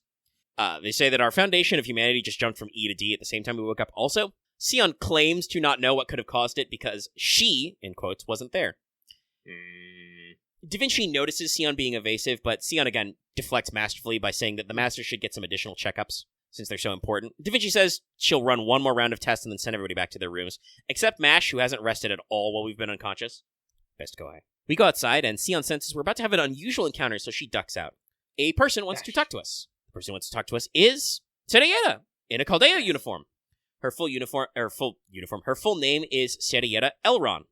And we have actually heard of her before. I believe her surname was said when Gordolf recapped everybody, at least as early as Lost Belt 3. Yeah, no. Basically, any time that Gordolf has read off our staff list, Elron has been in there. Yeah. She works in Chaldea's records department. We've never really had a discussion with her, but we've said hi before, and we feel a strange urge to converse. Flashback to that pip, or that part in the previous pip I mentioned. Rane explains that the Paper Moon Serieta was alter ego involved. It should be uninvolved, but she has a theme going with eyes. In the real world, Serieta just happened to be standing physically next to us during the first rotation, causing her personality to be copied into an alter ego. Unlike Master and Sion, she didn't lose consciousness, because our consciousness had to be drawn in and formed an irregularity, but she was already in a state of mind where a particular emotion or aspect of her personality was to the forefront, so it was easy to break off and focus. Back to both us, or rather the Master and Serieta being Rizless in the real world, as we do have a very awkward moment. Serieta wants to speak with us, so we do a little walk and talk. Apparently, Munier is our dedicated personal relationships bridge bunny. She says that normally she would leave the personal stuff to him. But anyway, Serieta feels like she has something to apologize for, and suddenly felt like now would be a good time to talk about it. Flashback, back, to December 27th, 2019. Almost 6 years ago in real time. Wow. And Serieta's flashback shows the day that Gordolf and Konanskaya came to Chaldea, kicking off this whole saga.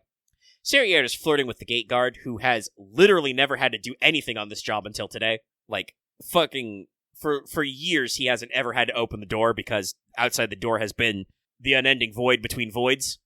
And then after that, the door was sealed. We weren't allowed to leave. But, they're flirting. They're going back and forth. This is where, because I said this at an earlier point, but this is where Serieta explicitly says that she's Portuguese. Mm-hmm. But the guard, while he's running through the checklists, asks her, Serieta, to physically hit the button once the protocol is complete, meaning that she is the one who physically let Koyan, Rasputin, Anastasia, and etc. into Chaldea. She pushed the button. We, of course, say that it wasn't her fault. How could she have known? But like everybody with survivor's guilt, she still feels bad. Even though there was, no way to get around it, no way not to do it, she still pushed the button. She also explicitly says that the gate guard didn't make it, so their generate never happened. Mm-hmm. Kind of adding to the moment. And the reason why she can't let go of it is because her family's magecraft specializes in recall. So yes, she is a magus, and her family's art is magically recalling things. Serieta notes that she's talked about this in therapy, but just this once she wants to say it to our face. I'm sorry. Master, of course, says that she has nothing to be sorry for. We all feel guilt for that day, for the many days after it. What to do with that feeling, we don't quite know yet. Nobody knows. We're still on this journey for a little bit longer, so let's find out what the next step is together and keep moving forward. I didn't write about it, think about it, but who takes care of therapy aboard the Stormboarder? Part of that is probably Kiara's cover as a servant. Yeah, no, my first thought was like, Kiara. Because But- she is actually a licensed therapist and all that good stuff, but also she's fucking Kiara. We might also just have, like, that might have been one of the crew that lived. We've got, like 10 or 11 more Chaldea staffers. It's true. This is something I do wish that we had. I know that we've given them a little backstory and names, but I wish we could actually know more about our actual crew.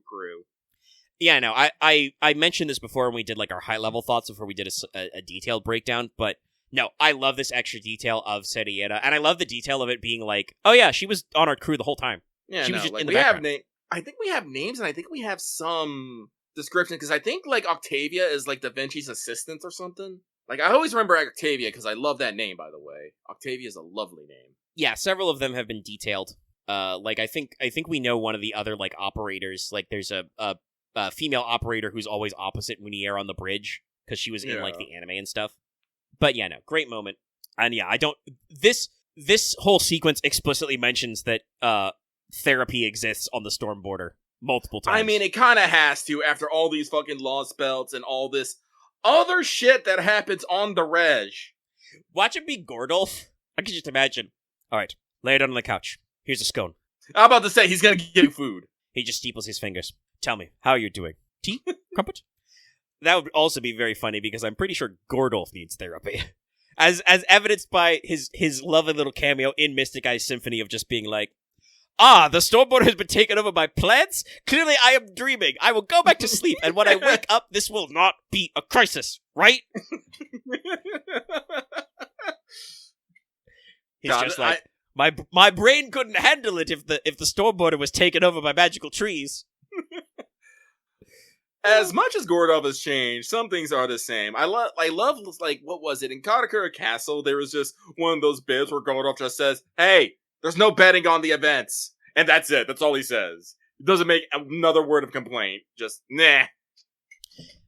Yeah, I'm pretty sure our original Chaldea therapist was Dr. Roman, because he was head of medical. And certainly he did come to our room to sit down and talk to us a lot. I don't know if we've talked about what every member of the Chaldea staff was left, but I wouldn't be surprised if one of the living members was part of the medical team. I wonder if I could find We never see them, but we do go to the med bay quite a lot, and I have to imagine that Da Vinci can't run it all by herself. Nor can Nemo Nurse. No members. But yes, Master finally gets to go back to their room. They flop into bed. I know it's just a sound effect, but damn, do I feel that. But the Master feels like they've forgotten something. Comma, bedroom intruder that she is, asks what we're thinking about. What is it looking? Sorry, I listed on the no members of the day, and it just hit at the bottom, faux, pet, active.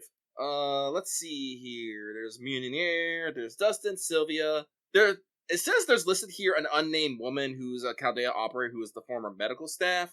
But other than that, no, it doesn't look like we actually have anyone else in a medical field among the human staff. So it has to be like a servant. It's wild. Because we have Munier, who is a coffin staff officer, who's now the helmsman. Dustin, who is an engineer. Sylvia, control room staff. The unknown Mabu, who's a conductor operator, former medical staff. Soria, who's an engineer. Mao. I'm sorry, I just looked at the camera there. Also an operator. Kawata, operator. Octavia, Da Vinci's assistant. Tomarin, operator. Chin, vehicle maintenance. Kyan, weapon design and maintenance. Elron, records clerk. Marcus, Spiritron, engineering maintenance. And oh wait, no, this one's not actually part of Chaldea, because this is Harry Akanazawa Anderson, who's a scout who recently learned that was the scout who got Ritsuka and bought a car with the bonus he got. Yeah, I remember seeing that one. So no, it could just be Kiara. Like we said, she has a cover. We literally don't realize that she's a servant most of the time. Oh god, maybe she's the actual unnamed woman. No one just thinks of her. I mean, that was her cover in Seraph. That'd be rad. Oh, I love it. Sorry, I was just thinking about it, and we did have. No, like I said, it's a cool moment, and it's one of those things of just like, yeah, I'd love to know more. I wonder what it says that it's only like a couple of bridge crew operators, and then the engineers and vehicle techs who were standing around the shadow border who made it. It somewhat makes sense. There was not a lot of time. Yeah, unfortunately, the gate guard probably got because Anastasia just kicked down the door. Actually, I'm somewhat. Oh wait, no. Well, yeah, no. It's just never mind. But it is what it is. But yes, as I said before, Kama, bedroom intruder that she is, asks us what we're thinking about, but the feeling is instantly passed for us. Kama's back to her normal self, but Master tells her not to work so hard, and then they decide to take a nap. Kama, of course, is like, what you talking about? I'm Kama. I never work too hard. Go to sleep. Mm-hmm. Kama leaves, and we get one last little bit of alter ego discussion. Well, actually, I do want to point out, you didn't mention here, but Kama basically mutters to herself, that, me wanting love, how ridiculous. But she says it in her Kama girl failure way that knows that it really fucking stuck. Yeah, this conversation comes back to her mentioning, that the alter ego bit is always still part of Kama. Yeah. But yeah, we get more discussion or exposition. I thought this was the last little bit, but technically there's the last little bit after this bit, and I just changed my note back at her. But anyway, alter egos might manifest because they want to, personalities which are suppressed or hidden have hidden desires that want to enter the light. The expression of that desire to be separate is what defines an alter ego. This, of course, means that the aspect of Kama we saw inside the Paper Moon is still part of the normal Kama, which is when she has that little comment to herself. Mm-hmm. But Sion has a little postscript for us. She seems to remember everything pretty well, thanks to memory partition, and has already analyzed Ronnie 12. In retrospect, it was clear that the Paper Moon was an Ordeal call. Who could have guessed? Gasp! Sion is a little humbled that such a distortion could occur. Not sure what I said before there. Sure. But she takes it as a sign to remain vigilant. Sion also thinks Kama probably remembers since she can create and integrate multiple copies of herself. But Ritsuka and Elron are probably just getting subconscious dregs. Sion decides to do a little thinky before we go. If the Master was drawn into the Paper Moon, they had to be an alter ego too, right? Right. But what was Fujiwara Ritsuka's alter ego? Sion starts to ponder. The Master was physically frail, hardly able to fight without Sion's support. This leads her to some hypotheses. 1. This was the Master, who didn't want to fight anymore. She hopes that this personality exists in Fujimaru somewhere, since someone who lacked the desire to avoid conflict would be a berserker in human form. They'd never be able to return to normal life after this. Basically saying that, if you lacked some side of your personality that was hesitant about conflict, you'd just seek conflict constantly. Ritsuka doesn't seem to be this way, thankfully, though they had no fear to stand on the front lines if needed. This doesn't necessarily negate the idea that this was an alter ego that didn't want to fight. Medusa loved despite hating love, so an alter ego might fight to avoid fighting in the future. Mm-hmm. Sion thinks this means that you need more therapy if you're willing to scrap despite hating fighting. To which I say, Sion, what do you want me to do? Yeah, I know. There's nothing you do when the fighting comes to you. We must fight. We are the last master. Which leads to her second theory, which is another thesis, based on the fact that you didn't position yourself as the winner. This alter ego could be the one who wished to not be the last master of humanity, thus not be responsible for all the world's faced, just be a simple, ordinary master. Sion doesn't like this one, it doesn't seem to fit, and I kind of agree. We didn't really lay back and not act as the hero. No. I hesitate to say savior because Ronnie was already the alter ego of salvation. And of course, Sion could be talking nonsense. We could have been in poor condition because, we were just sucked into a computer and never became an alter ego. Sion says there's about 50-50 odds. It's this simple. What is the razor where it is? The simple solution is the correct one? I can't remember. That's Occam's razor. Occam's razor, okay. The simplest explanation is usually the correct one. My personal theory is, I called it alter ego of tired of this. I couldn't think of a better way to write it. I was, speeding through this literally hours ago. As seen from the conversation with the real Serieta Elron, Master feels guilt too. They feel bad about stuff that happened. The thing that they were focused on and couldn't let go of in the story was the suffering of others. The idea that something had to be done and that closing our eyes and ignoring it just wasn't possible. We could not let it go, even if it was the simpler solution. This, I think, is the drive that enables Fujimaru to keep going despite all the fucked up shit they've seen, but also has them really wishing they could just get up and do something about it. The story structure of FGO literally has you sitting and waiting often. Yeah. I put mine under this, and mine is similar, but less snarky and a lot shorter since Omega said on it, but it's the alter ego of heroism. Desire to do right, help save others, and help and ease suffering because it is the right thing to do. Yeah, just focused on that. And honestly, yeah, phrasing it as heroism might be relative to a question later. Oh. Because there's actually a third denouement on this, and I want to bring that back. But anyway, Sion decides to reflect on herself. She is upset that she used her ether light with her childish appearance and gave in to the child's desire to be friends. I think, by the way, that does imply that alter ego Sion was maybe a little too hot and loose with the ether light. Yeah, no, I believe Sion actually calls it the ether light unethical. Yeah, she's like, I can't believe I used that unethical thing willy-nilly. But she's also upset about the desire to be friends. She decides to delete the memory, but ends up playing it back once more. She wants to reaffirm that her decision that being friends isn't what she should be doing here. See, I regret to inform you, you're not going to have a choice in this matter. No, Sion, you're going to get to the moment where you're going to have to, like, sacrifice yourself or, like, kill somebody or something and be like, no, don't worry, we weren't friends, that's why this is okay. And we're going to be like, Sion, you dumb fuck. We've been friends the entire time, you idiot. Damn. I'm sorry, you don't sign a form and turn it in to be friends. Well, maybe you do at Atlas. Honestly, you might at Atlas. I'm gonna be real. Now that you said that, I'm like, actually, yeah, no, that sounds like some weird maid shit to do. Yes, I would like to enter a friendship contract with this person. But we cut to our third denouement at the cafeteria. Shufu is here. She's eating curry bread. I shall tease her about it. She says that Nemo Baker and the jacked new cook made it, confirming that Bima has already appeared in Chaldea. Add him to the kitchen squad. Fun fact, he was added to the kitchen squad. But she's also reading an essay about alter egos, which is funny since she is one. I can only assume Sion wrote this and dumped it on the servant net. I think so, but I think if I remember correctly, Jufu said it just kind of fucking appeared. So maybe Ronnie wrote it. Data dumped it.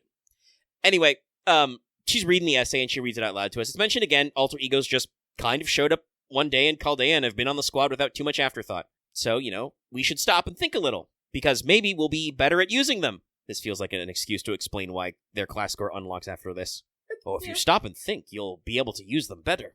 It also mentions that, unless you're using yourself as a basis or have a powerful OP skill, making new alter egos is not advised. Makes sense. Shufu says that she's not actually sure why she's an alter ego, but she has no regrets, because this version of her has obviously manifested due to her love of Lady Yu. I wrote the pause in there, but the pause is written into the text as well. She talks about how the essay outlines again that alter egos can do things that their originals couldn't. This Shufu manifested to support Paisen, free of Jufu's other obligations, which may or may not include being immortal. And I'm also pretty sure she explicitly manifested after the summer camp incident. This is canonically after we went to summer camp. She was in Anna Vert. Yeah, she was the same. The same time we got Archetype Earth. Yeah. So I'm pretty sure what we're saying is that, like, the version of her only showed up in Chaldea after we defeated her as in summer camp. Yeah. I mean, I don't know if it's a fate thing or not. I think it's just that, like, the fact that she's a vampire isn't actually necessary to the story. It's just something they have to acknowledge because in Melty Blood, Sion's a vampire. Yeah. Also, you remember this might not actually be the same timeline as when Sion is a vampire. She's talked about eating blood before, but I think she also said that she's not exactly an ancestor. Like, you gotta remember, she doesn't use the ether light anymore, which, she gave that up in her youth. We also know that this is similar, at least, to the Case Files timeline, the Fate timeline, the normal Fate timeline, where her adoptive father's not crazy. Yeah. But yeah, Jufu offers us one last summary of alter egos. Alter egos can probably do everything that normal people can, but they're kind of a time slice of the normal heroic possibilities of each person. They exist to represent a moment of singular focus which could be worthy of recording as a heroic spirit. We kind of, sort of, maybe, probably understand her. And this is the thing earlier you said, talking about alter ego of heroism. I think that might actually be a little closer to it, because Jufu phrases this as, well, think about it if you got recorded as a heroic spirit. And it's like, well, maybe that is it. But someone's playing thematically appropriate jazz in the cafeteria, and the inner monologue comes out. If sabers fight with swords, and lancers fight with spears, don't think about it too hard. Alter egos fight with their devotion for something else. They fight with their ego. Notice how they didn't say archers at all, because that's yes, too the easy analogy stopped after Lancer because we couldn't.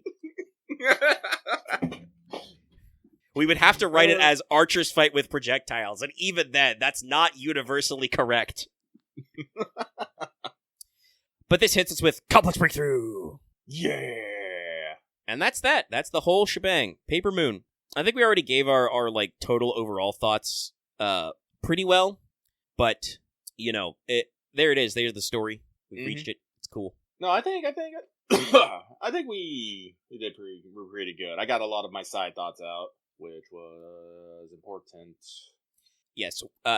Next time, which will be next year, we'll try and remember to just do it as we go, because No, I definitely remember. This has been carved upon my heart. It's slower, but it's a better way to write, and it doesn't necessarily seem to matter which one of us does it, so long as somebody has the dedication to sit down and do it in detail. But one of us needs to do it so we can capture our voice at the time and thought at the time, so we're not, going back as well. Because that's good, but also then, like I said, you do miss stuff. Like, some of the beats between pips are lost. You can't remember, like, map transitions and stuff. Like, actually, I just remembered just now. I forgot to mention that once Kali does her dance and everything goes gray, that has an effect on the overworld map, too. Oh, yeah. And, like, you don't get that when you're recapping in my room, because that stuff's missed. And like I said, I don't think there were any big moments out of the fights other than just the fight music all slaps. It's all real good to, like, remember. But if there was, it would be tougher to remember all the circumstances of the fights because those are also not preserved. So we'll keep that in mind. But we got a little while before we have to pull that one up. Yeah. Yeah, I guess it's how much we're at about 4 hours. I guess it's a question of how much you want to go. Well, let's see here. What we got on topics. We already talked about 14, so that's fine. We can briefly talk about the lack of Death Stranding, too, because honestly, that's not going to take too long. No, it's a very short story. Yeah, no. So Death Stranding 2 came out yesterday. Has been reviewing great. People are already saying Game of the Year contender, very high on Metacritic. I believe it's still plus 90, I believe. Yeah, it was like 90 even when I checked. No. Selling gangbusters, fucking selling so well that Amazon, well, I'm not entirely sure how many on other retailers and stuff, but Amazon actually ran out of stock before they could fulfill all pre-orders. It's a little nuts. Yeah, like I said before, like, I think like a week or two ago, I got an email from Amazon that said, it might be delayed. So I think they realized a couple weeks before it hit that they were like, oh shit, we probably don't have enough of these. No, they probably, so, and that's probably another reason why they had people confirm, because if people confirm, they're probably not going to put in, they're probably not going to say, hey, Sony, we need at least this many copies. Please, thank you. But, no, I got an email early, Thursday morning saying, from Amazon, like, hey, we don't actually have your game. Do you want to, confirm to say, hey, you actually do want this so we can, put you on a list? And I was like, yes. I'm like, cool.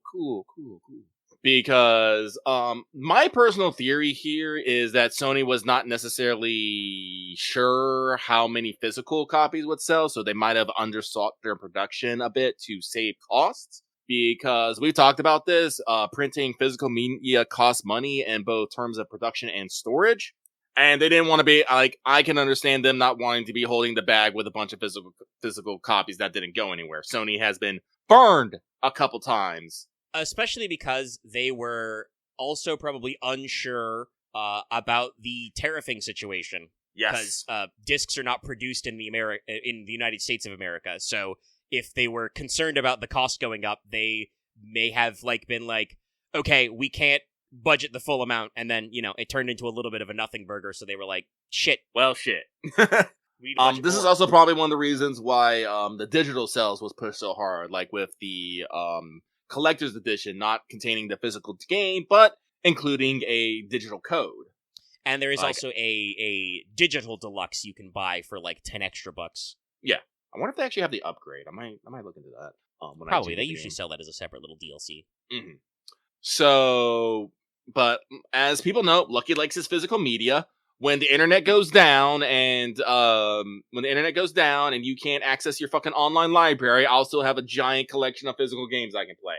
So there. But this does mean that I am going to have to wait. Now, thankfully, Amazon seems to be a little on the ball about this, because just this morning I checked my email and they gave me hey, we got an estimated time estimate. We got an estimate for when your game will arrive. Mine is between July 7th and 9th, which is not too far away. It's not like in August. That would have probably pissed me off, but still a little bit. I've had some delays go that long, yeah. Yeah. Omega is actually a little bit early. Yours is July 4th through 7th or something? I think it's the 3rd through the 5th. Let me check it again. 3rd through the 5th. I knew it was earlier than mine. 2 to 5th. Damn. So they're really early balling me, which I don't understand, because I'm pretty sure that I know for a fact I ordered after you, and I'm pretty sure I confirmed after you as well, because it probably would have been noonish my time that day, because that's like I said, Wednesday, Thursday, now Friday, well, technically it's Saturday, but you know what I mean, Chad. Those are the days that I have been feeling a little ill, so, like, I haven't been sleeping super great, and it's like, yeah, man, I don't know, because you Lucky should be pretty close to a distribution center as well. Yeah. But they've got them, they've sorted out, so it just means I'll have to wait one more week. That's okay with me, honestly. I mentioned it, but we streamed Death Stranding Thursday, because we didn't have 2, obviously, and my power went out multiple times. So I absolutely would have got trying to play DS2. There was something else I was going to mention about DS2, but I completely forgot what it was. Something about this whole ordering situation that was on my mind. Well, regardless, it's more time to play Death Stranding 1 and get further in that. I just gotta kind of hold out and hope that I don't get spoiled on stuff. So that's Death Stranding 2. I'm super excited for that. Other than that, though, Lucky mostly has been playing Eiyuden Chronicles. Actually, what was the full title of it? Eiyuden Chronicles 100 Heroes. Which was, actually, who was this developed by? Oh yeah, well, it's developed by Rabbit and Bear. But it's also made up from people who made the original Suikoden for like the PlayStation and PS2. Specifically the guy that worked on 1 and 2 and part of 3 before he left. So what people love, that OG JRPG, and this, I'm gonna be real, guys, this is an OG-ass RPG. If you like turn-based RPGs, you should probably be playing this game. If you like turn-based RPGs and you're not playing this game, you don't get to complain about there not being turn-based RPGs. I am going to push this button eternally. There. Yep. So it's, the classic spiritual successor. Yeah. And, like I said, it's a JRPG, it's turn-based, there is over 100 characters, and there are a lot of systems in it. Now, while I do think that Eiyuden Chronicle is a good game, this game also has what is good about old-fashioned JRPG games and what's bad about old-fashioned turn-based JRPGs. So if you want that OG experience for good or ill, this is it. This game has clunky-ass mini-games that are not well explained, game mechanics that just explain nothing about themselves, so you just kind of gotta fucking wing it on them. Since you have over 100 characters, almost none of them are fleshed out in any sort of way, aside from like an opening remark. They just get little voice lines and a bunch of stuff. The story is pretty good. You also get like a little castle town you can build up with upgrades and stuff, so that's super fun. Combat is way more simple than I like it to be, and does not explain any of the mechanics in it whatsoever. And equipment's okay, but the way that you get like skills and stuff is super fucking basic and really watered down. So yeah, but like I said, it's really good sprite work. The main story is okay, and there's a lot of things to do in game besides like, because there's like fishing mini games, there's cooking battles, there's you can basically do you can do monsteration with Eggfoots. There's a card battle game in there. Hell yeah, brother. Yeah, it's really simple, but it's in there. And a few other like mini games and stuff you can do, and it's like there's always stuff to run around and do. But like I said, it has both the good and bad of old turn-based JRPGs. But if you like that kind of game, yeah, I definitely recommend it. I have put like over like 70 hours into this game because I keep leaving it on. I really, really wish more games did like FF16 and just even if you're just AFK, they just stop the timer. Like people always talk about like, oh, you can just pull up information with a punch of a button as revolutionary. No, the fucking AFK timer stopping your clock is what, makes me fucking DiCaprio point at the fucking screen. As someone who is infamously bad at, turning off his shit. Yeah, it's a really good one. But so there's that. Nothing really. Well, no, I guess I can talk about this too. It's a strong reach for gacha games, as Uma Musume and P5X have come out. Both got their global releases done. Lucky has fucking caved. I fucking caved, and I am playing Uma Musume right now. I like the anime. I like the characters. It's good. So guess what? Lucky has to juggle another fucking gacha game now. Great. Honestly, I should probably give up some gacha games. Like, I've kind of slowly been giving them up, but fuck. Oh, I could probably give up Girls Frontline 2, and fucking Blue Archive. Honestly, Blue Archive has been kind of bothering me recently because I haven't actually been liking its story writing recently. Kind of bothers me in ways, and so I'm not getting as much enjoyment out as I could. I still love the girls and stuff, but it's just like I barely even read character stories anymore. I usually just skip through them. That's somewhat bothersome. It's like I was telling people, it's like I was trying to I try to explain to some people sometimes. If I'm just engaging with it and not actually enjoying with it, like, am I actually here for this? And I'm just like, I don't know, man. I don't know. Thankfully, Blue Archive, I don't necessarily have like a sunk cost policy, and I think I've like spent like no money on Blue Archive like at all. I've been completely free to play the whole time, so no qualms there. Girls Frontline 2, I spent some money on because I spent some money to get Macchiato, but I got my thing, so I don't know. I Girls stopped Frontline also 2 stopped actually playing. brought me back a little bit. It was weird because it was for the extra, new character that got added to Monsoon, but the last event that's just basically wrapped up was like, actually we returned to the story. Oh, we did? Shit, I didn't even realize. It's not like a big deal because it's mostly a character story, but it's just dealing with, I forget her, because their all names are all Chinese, so I forget exactly what her pronunciation is, but the new girl basically like dealing with her decision with whether or not to join the Elmo, and kind of catches up to the commander actually being like, oh yes, the agreement it's loosening up, and the next event is Springfield. I know the next event is Springfield, but I'm like, Girls Frontline story, while pretty fucking good, and the systems are pretty in place. It's like, it's also, the story gets a little weird in places. I don't know if I can necessarily keep following it, so I'm just like, I need to probably pare down my gacha game. So I'll probably, I don't know, maybe I won't especially if I can get my SSD installed, maybe I won't uninstall it, but I'll just, put it to sleep. It's like, sleep now. Sleep, child. Maybe I'll come back to you later. Because that's what I did with Snowbreak. I haven't played Snowbreak in months, but when I tried to uninstall it, they showed me, they did the number one thing that I fucking hate is where they showed, one of the characters looking very sad at you, like, are you sure you want to install? And I'm like, fuck, no, I don't. Why are you guilting me? You're guilting me here. That should be illegal. But it worked. I totally did not actually uninstall Snowbreak. I haven't played it, but it's still there. I don't think it's a toxic relationship move. Like, if you don't want someone to go, you don't want someone to go. There's a fine line between, you gotta let them go and you gotta fight for that relationship. Where it is, I don't know, but it's there.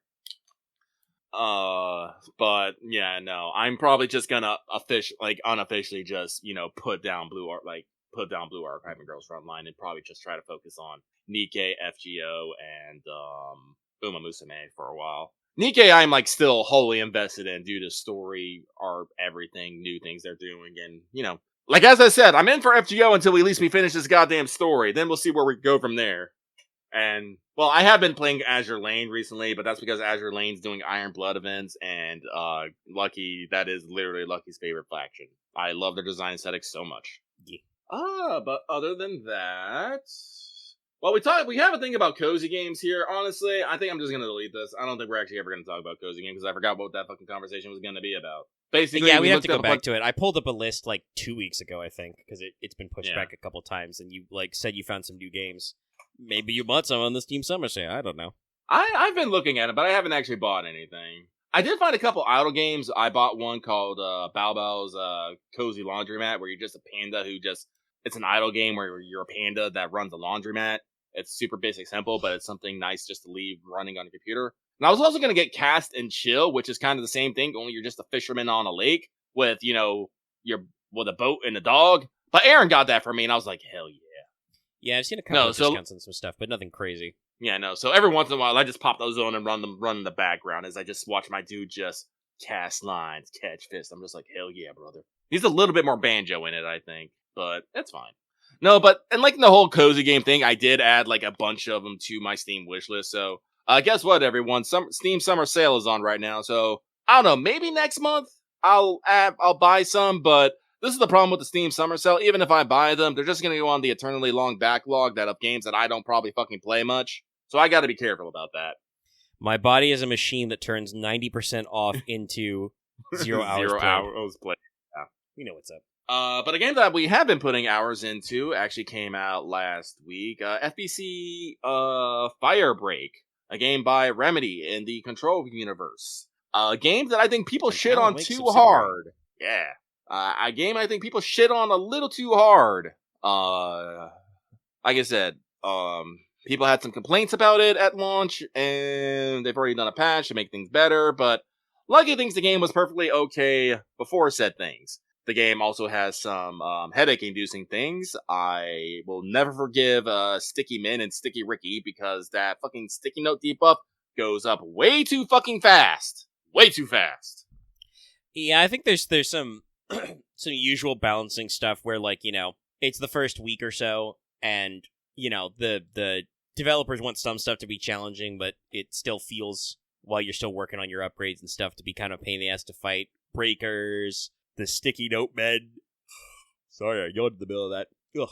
The sticky note men are kind of a pain in the ass, and one thing that was a complaint they did a little bit to fix was, you know, the initial wave of the game kind of didn't explain a lot to you. Yeah. Like, you show up, they're like, okay, pick hotfix 1, go. So, you know, the tutorials were pretty simplified. There's still stuff about some of the mechanic interactions I'm not 100% sure about. But, like, I don't know, man. You know, some people were like, oh, there would be so much progression. They just broke it into cosmetics and tools are on separate pages now. Yeah, and I bet everyone just beeline tools and didn't touch didn't touch cosmetics until that was done. Yeah, maybe. Like, probably not literally everyone, because there's some funny stuff. Like, there's probably some utility if you're playing with randos to, like, get the different sprays for, like, communication. But it's mostly cosmetic sets. I mean, people love cosmetic sets, but I definitely kind of get what people were thinking at, because the number of samples you needed did go up, and that was another thing they did fix, was that, like, those were not super visible, so they added a little glow. But it even if you could unlock the levels to get there, it did, because they're only unlocked through, like, you know, basically, you know, Warbond or Battle Pass progress. It did take you quite a lot when they had the cosmetics in there to get to, like, your upgraded tool and to get access to your classes deployable, your para-utilitary, your ultimate ability, basically. So I feel like the developers kind of, like, didn't necessarily mean for it to be that much of a barrier, you know? I don't know. Like, I think about it, like, the upgrade things are fun and stuff, but you only really want that stuff, like, maybe if you're going on, like, higher difficulties. Like, because I kind of thought about it, like how Helldivers does, because in Helldivers, you have cosmetic and stuff, and you generally have to get, like, some of them before you can move on to the next page. But, I'm losing my train of fucking thought here. To unlock, like Warbond style, and I think there are other battle passes that are like that, you have to eat a couple of shit sandwiches, buy a couple of icons or player banners, usually, to spend enough. Yeah, no, but this is just, like, the basic ass one. Like, Firebreak only has, like, one extra one, and is the special pass for, what was it, Firestarter or something like that? Yeah, which is nothing but cosmetics. So, like, no, I can get it, but, like, because I'm not necessarily against just, you know, playing the game more. Like, if they want to increase the number of lost assets you got, samples you got, so you can access stuff on, like, yeah, that would have been fine by me. Because there's just been more things to buy. But, like I said, like, I was thinking about it, using, like, my upgraded tools and weapons are nice, but, you know, I started, like, with, like, the shitty versions with them, and we're doing okay. Honestly, I feel like para-utilities sometimes cause more problems than they help. See Garden Gnome attack? Or accidentally setting everybody on fire with a teapot. No, and that's, like, I feel like that may be why the developers decided to reroute it, because, like, those abilities are, like, strong when used correctly, but can fuck up and hurt you. I think I'm not 100% sure. It seems like the piggy bank doesn't hurt you, but I think either it has, like, splash damaged people before, or it has caused, like, environmental shit to blow up as a result that splashed people. Well, I would hope it wouldn't hurt me. I have to use it on a melee attack. I attach the piggy bank to my wrench and swing it. You say that, but the fucking gnome has... the gnome's supposed to follow the nearest living creature. Every time it seems like the gnome locks onto its user. So I don't know about the gnome. I know I can set myself on fire with the teapot. So, like, I know people want the progression theme, but the game was completely playable as is. I genuinely feel people just complain about when they can't get the shiny toy faster. Just in general. Like, maybe there's something wrong with the position, maybe not, but I think that no matter what, unless players had a clear direct line to get the shiny MacGuffin, they were going to bitch. Probably a little. I mean, it's the unfortunate thing, though, about one of these things of, like, I don't think Firebreak is completely free to play. It is free if you're on PS Plus and on Game Pass, but I believe it has a payment normally. And it is one of those things of, like, there are lots of games that are kind of in that vein. You know, this is a 3-person squad shooter, so it's not perfectly replicated on the market, but there are a lot of games with that kind of progression that are instinctively free, so you want to be careful to not feel like the players are experiencing obstacles, even if, you know, they weren't actually experiencing that many obstacles. It was the first fucking week. And I don't know, I didn't actually read all the way to the bottom to crunch all the numbers. Maybe it was when they were all one thing, like, way too many, you know, assets. That is a thing that people do, like, complain about sometime, but at the very least, it's not like you can pay to skip either. Mm-hmm. And I think the fact that Remedy and crew was like so fast to throw out a patch means that they're willing to support it. And there were genuinely some things that were like unclear about the game. Like I think they like rebalanced how you unlock like the different tiers and the different corruption levels and how do you apply them. Like I think originally you had to play like level 3 and corruption, you know, to get corruption modifiers to get samples. Technically now you can do level 1 on corruption and stuff like that. Mm-hmm. So like there were some hitches, but it's fun. Like even on the first day, I like played solo, and it's like, yeah. Well, no, Axe, because you have permanent. Your weapon is part of your loadout. You're preloaded out. You don't start with nothing. That would be silly. No, but like the other thing about Firebreak that I actually said is I really like the atmosphere. Like we were talking about like the whole progression thing and all that stuff, and I guess I kind of maybe got on the wrong foot here. Lucky actually really likes the game because it is like fun to play because. It is a first-person shooter, but the shooting is not the actual part. You're actually playing a first-person janitor. Because you're in the oldest house, you're still on lockdown from the Hiss invasion, but there are parts of the oldest house that are fucking up, and someone needs to fix them. That being you and a group of people made from a originally off the books organization called Firebreak. There's actually like a bit of history and lore into it. It's basically a guy who was basically involved in some sort of altered item incident. I don't know what yet. The game hasn't explained. Basically formed Firebreak illegally to deal with the problems that the oldest house were dealing with, like, you know, the furnace going out of control, the ski lift fucking trying to kill people, the blue goo, the pink goose expanding, leeches trying to eat their fucking Blackstone. And, basically a sticky note invasion. There's all these problems that are happening in the fucking, the oldest house, and someone needs to take care of them. And fucking Amish from operations thinks that he can fucking handle it while not actually doing anything about it. Fuck them. And obviously the director could fix all these things, but they also have to do other stuff. Yeah, but what the director did was basically legitimized Firebreak into an actual organization, much to Amish's consternation. So now they got official support and stuff, but, you know, things are still fucking rough. They do not have, like, a lot of funding. They have to work via volunteers. You know, they aren't given a lot of fancy equipment to get stuff done. Firebreak has this really cool, like, scrap junk core aesthetic to it, where, like, you're not running around with high-tech fucking gadgets, man. You got a fucking big ass wrench, a shotgun, and a fucking couple of toolboxes strapped together with fucking ratchet stab and slung on your back. That's your fucking kit, baby. And you're like one of the armor variants where you've just got like electrical plates or like HEPA filters bolted to your body. Yeah, the extinguisher that the water jet class gets is like it's just like a boiler with a fucking hose on it. It's got a hand crank. No, so you're basically working on with what you got in there.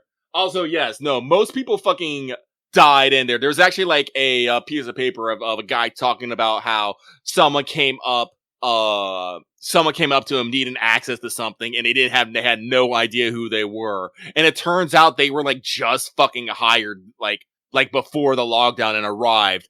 But in the fucking Hiss outbreak, every single person above them died.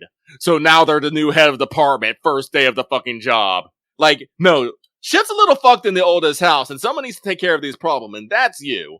And so, yeah, no, you basically run around these levels and, you know, try to fix problems while trying to, you know, keep the Hiss from creasing your J's. Which, honestly, I think is a little fun. Like, you, at no point do you act, well, you gotta fight the Hiss, because guess what? The Hiss are gonna fight you.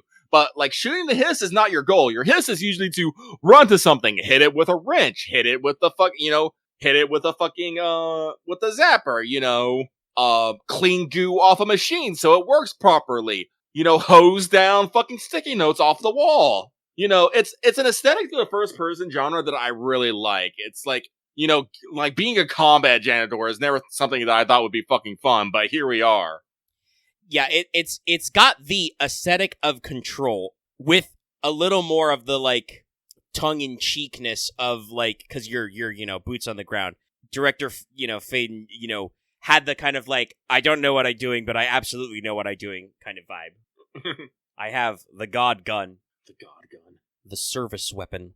But yeah, you are more technically equipped to deal with things, but you're dealing with a lot of bullshit, and it's good. You've got some non-Euclidean spaces. You got some weird shit. You got the fucking glow leeches that puke up radioactive pearls. Yeah, but they also puke up the stuff that fucking protects you from radioactive pearls. But no, you don't get a lot of story, but you get some great character interactions. You constantly hear from two characters of Hank and Jerry. Hank is the dude who started the whole Firebreak operation, and Jerry's the dude they sent from up from like Amish to like oversee the operation and stuff.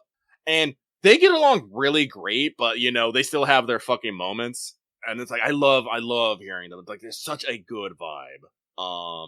There's something else I was about to say. Oh yeah, but they still have their friction. Like, Jerry was like, "Hey man, they're not gonna give us the fucking guns and weapon ammo we need," and Hank's just like, "Well, then they can go explain to fucking explain to RF why these people have died if they don't get us these fucking bullets and guns." Jerry, they'll say like real serious things because you're basically fighting a like, I wouldn't say a secret war within a secret war, but you're kind of fighting a secret war within a secret war.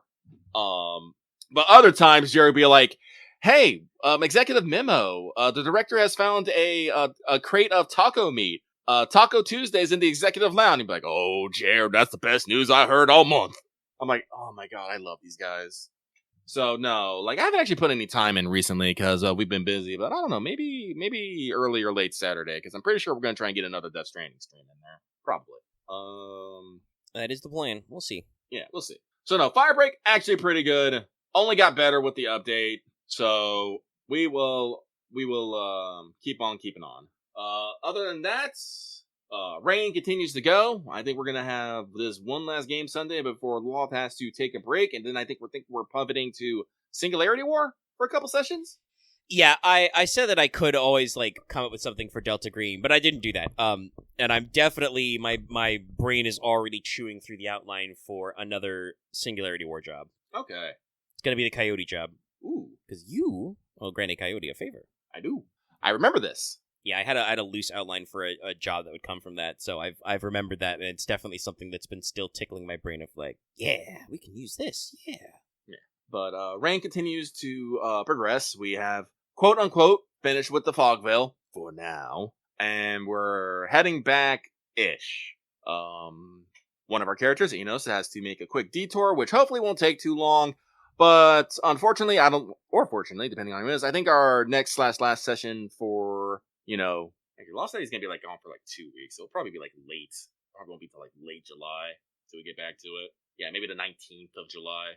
Well, it gives time for people to think about stuff, I suppose. But we're probably gonna be doing a lot of I wouldn't necessarily say date. Well, no, it is kind of denouement on the Fogvale, setting up new things, maybe getting some of our company actions for the month out of the way, and setting up a bunch of stuff. So I am not expecting a necessarily action-packed episode this week, but as always, it'll be good to get stuff done. I'm excited for that. Yeah, as such, I don't think we've necessarily been talking. Well, no, I take that back. We did talk really hard about writing a letter and the tone and the message and stuff. What you say and what you don't say matters, and who you tell and what to tell them also matters. Very much in depth regards on political negotiation and the like. Like I said, yeah, I mentioned to you as an aside that part of the reason why I wanted to lock that in was because I wanted to have the king respond with a proper letter that I actually wrote the other day. So yeah, getting my details ahead of time was there because I phrased it simply I am going to go a little hard on that request because if you don't give me the details ahead of time, of what you're going to say, if we spend 30 minutes in session debating about it, I won't be able to stop down and write you a reply right away. No, it is good. We kind of knocked it out. between sesh, which I think is good. We need to be able to. We should always feel comfortable about knocking things out of session. It's just we got to make sure we remember. Even if you can't pull the trigger out of session, having the setup means that I can prep for it. Yeah. But yeah, that's probably about it. Yeah, that's about it. Oh no, I think that's all we really need to talk about this week. Yeah. All right. Well, let's outro then, because it's about 1:30 in the morning. Mm-hmm. Grab my scroll and scroll to the top. All right. Outro stuff. If you're watching this video, give it a like it, comment it, subscribe if you're new here. Get more. Join our Discord. You can join our channel memberships. That's cool too. And consider supporting us on Patreon, which includes our lovely patron supporters, but not limited to Adam DeHart, Blackstar G, Call Me Zed, Carlos Dragon, JDV9000, Crystal, Legendary Boss, Rise of Kenji, Rogram, Sharvor, and Varian the Crow. Thank you very much for your support. All patrons, all listeners, join on Patreon for as little as $1 a month. Get access to the audio. At higher levels, you can vote in topics and get video releases early. There will sometime, hopefully plenty early, be a Summer Morgan / Ash Wanted. A little something. That one probably won't be as long as the actual Morgan Wanted because, I'm not going to recount the entire plot of LB6 in a Wanted video. You could just play the video game, man. You could read, but there'll be something there for sure. So, you can get those early, and like I said, at our higher levels, you can listen to us live, like all of our lovely patrons who are here with us. And at any level, you can access the patron chat and read along, at least, even if you can't be in the VC. That's all I got. So, good night, everybody. Have a good evening, everybody.